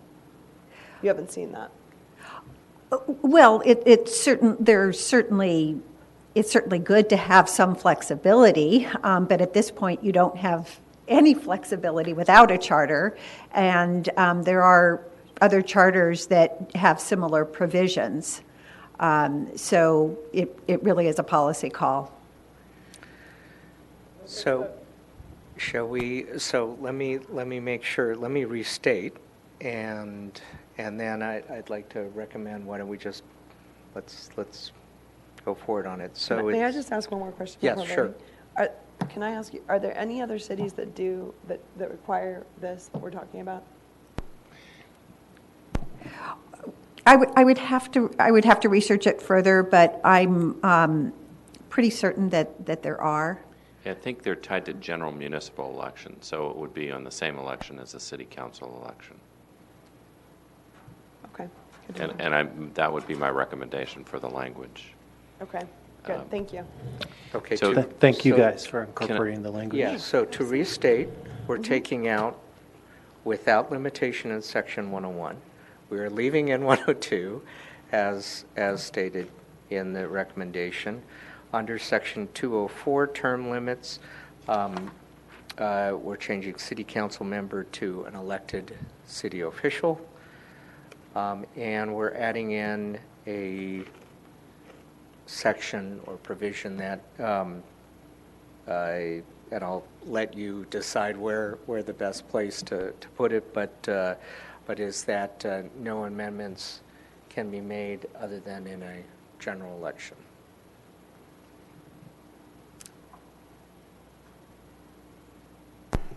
A general municipal election is the Municipal election, great. Term. Is that good? Shall we vote? Before you do that, I just want to clarify that your vote includes adoption of the resolution, which appears as Exhibit C or Attachment C to the staff report. This charter language that that you will be voting on is Attachment A to the resolution.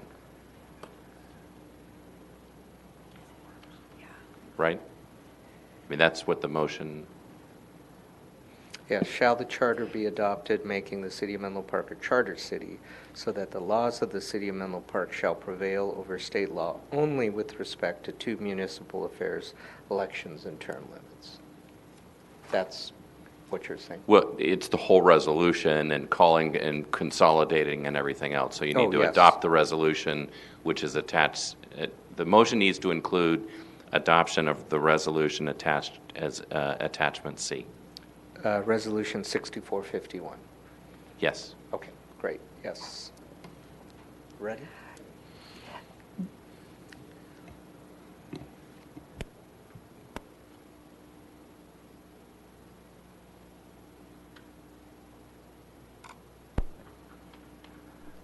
The motion passes 3-1 with Vice Mayor Mueller dissenting. Okay.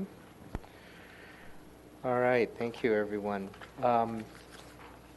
So there are two other pieces that we wanted input on. One is selection of city council members to sign the ballot argument, And then we had also discussed forming a charter review committee. That's not something that you need to take up tonight. We can bifurcate that piece and bring it back to you at a later time if you like.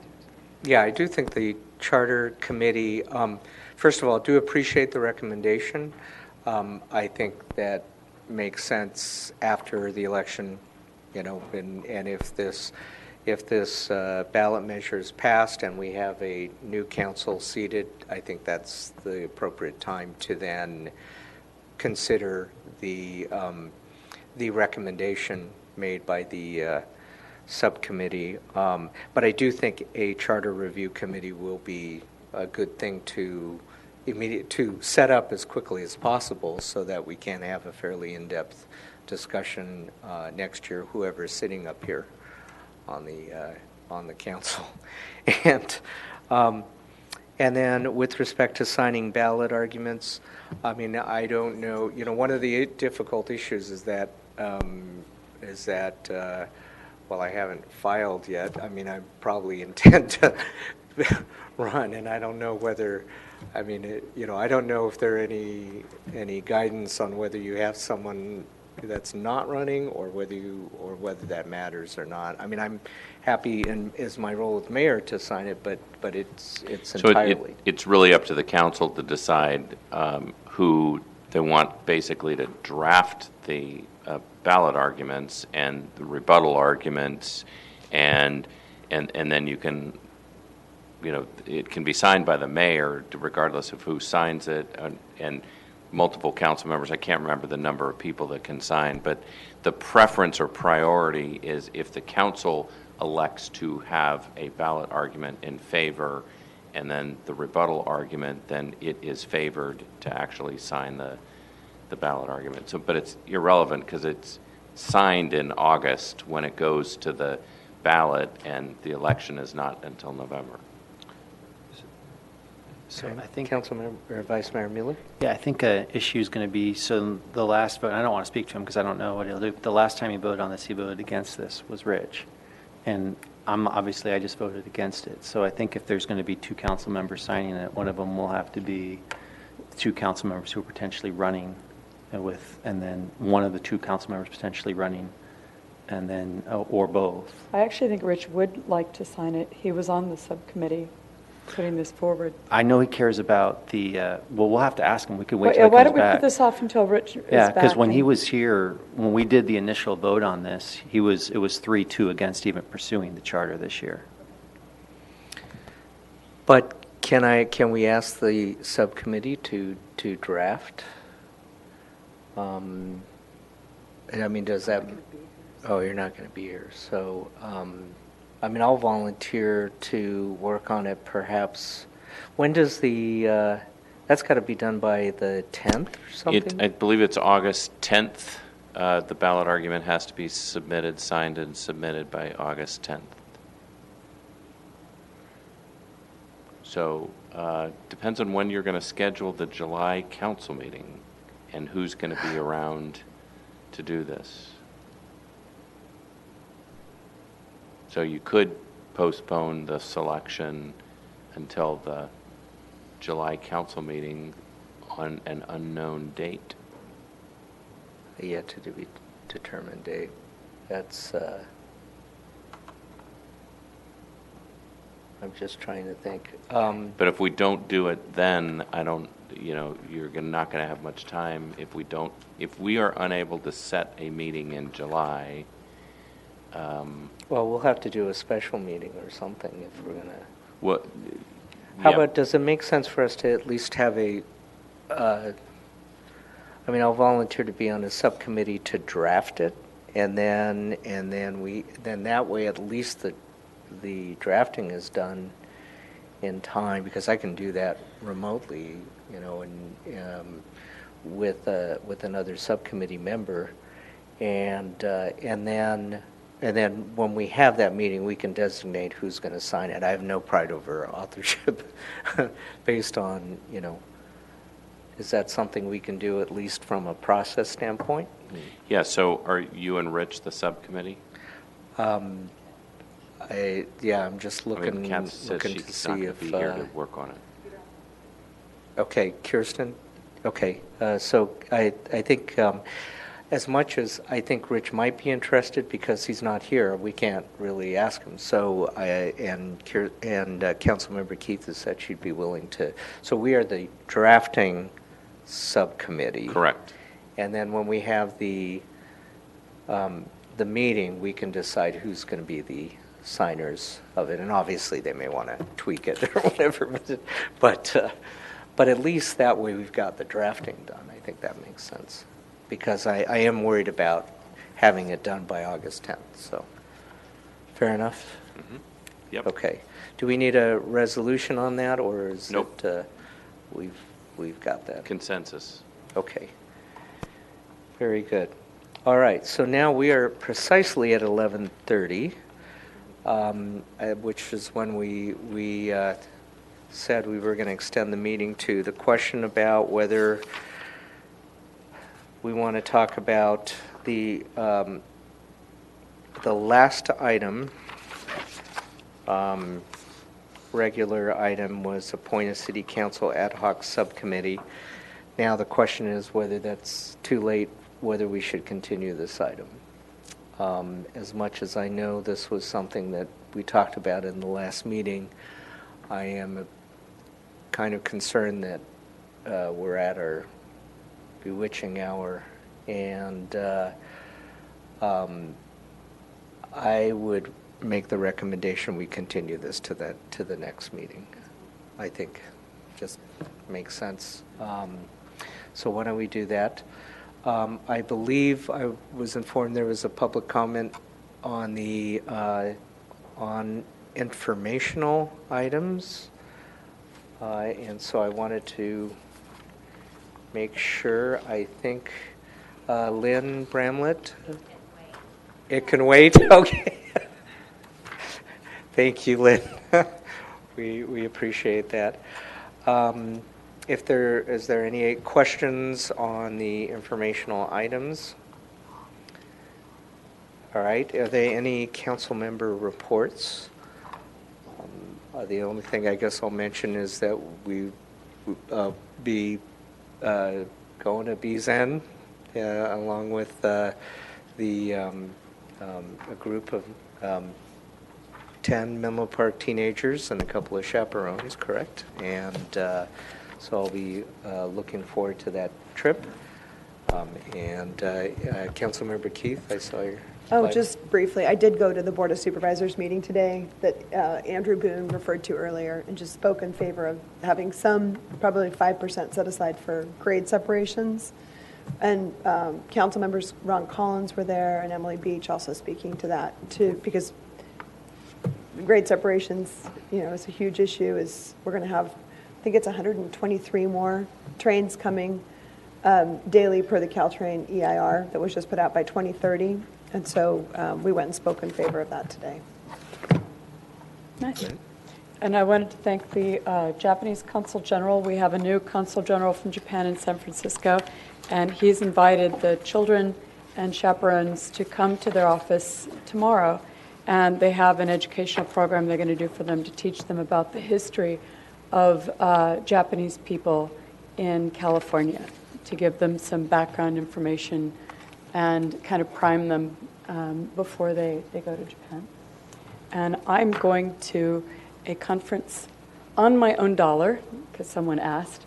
I'm going to a conference in Bulgaria to learn more and to speak as well, and be they've asked me if I would be a judge for some young tech companies, which I was very honored to do. All right. Or will be. With that? Oh, yes. One other thing. I am also going at a conference, the Kauffman Foundation conference, on my own as well, on my own time, my own everything. Yeah. Okay. In Kansas. Thanks. Great. All right. With that, the meeting is adjourned. Thank you, everyone.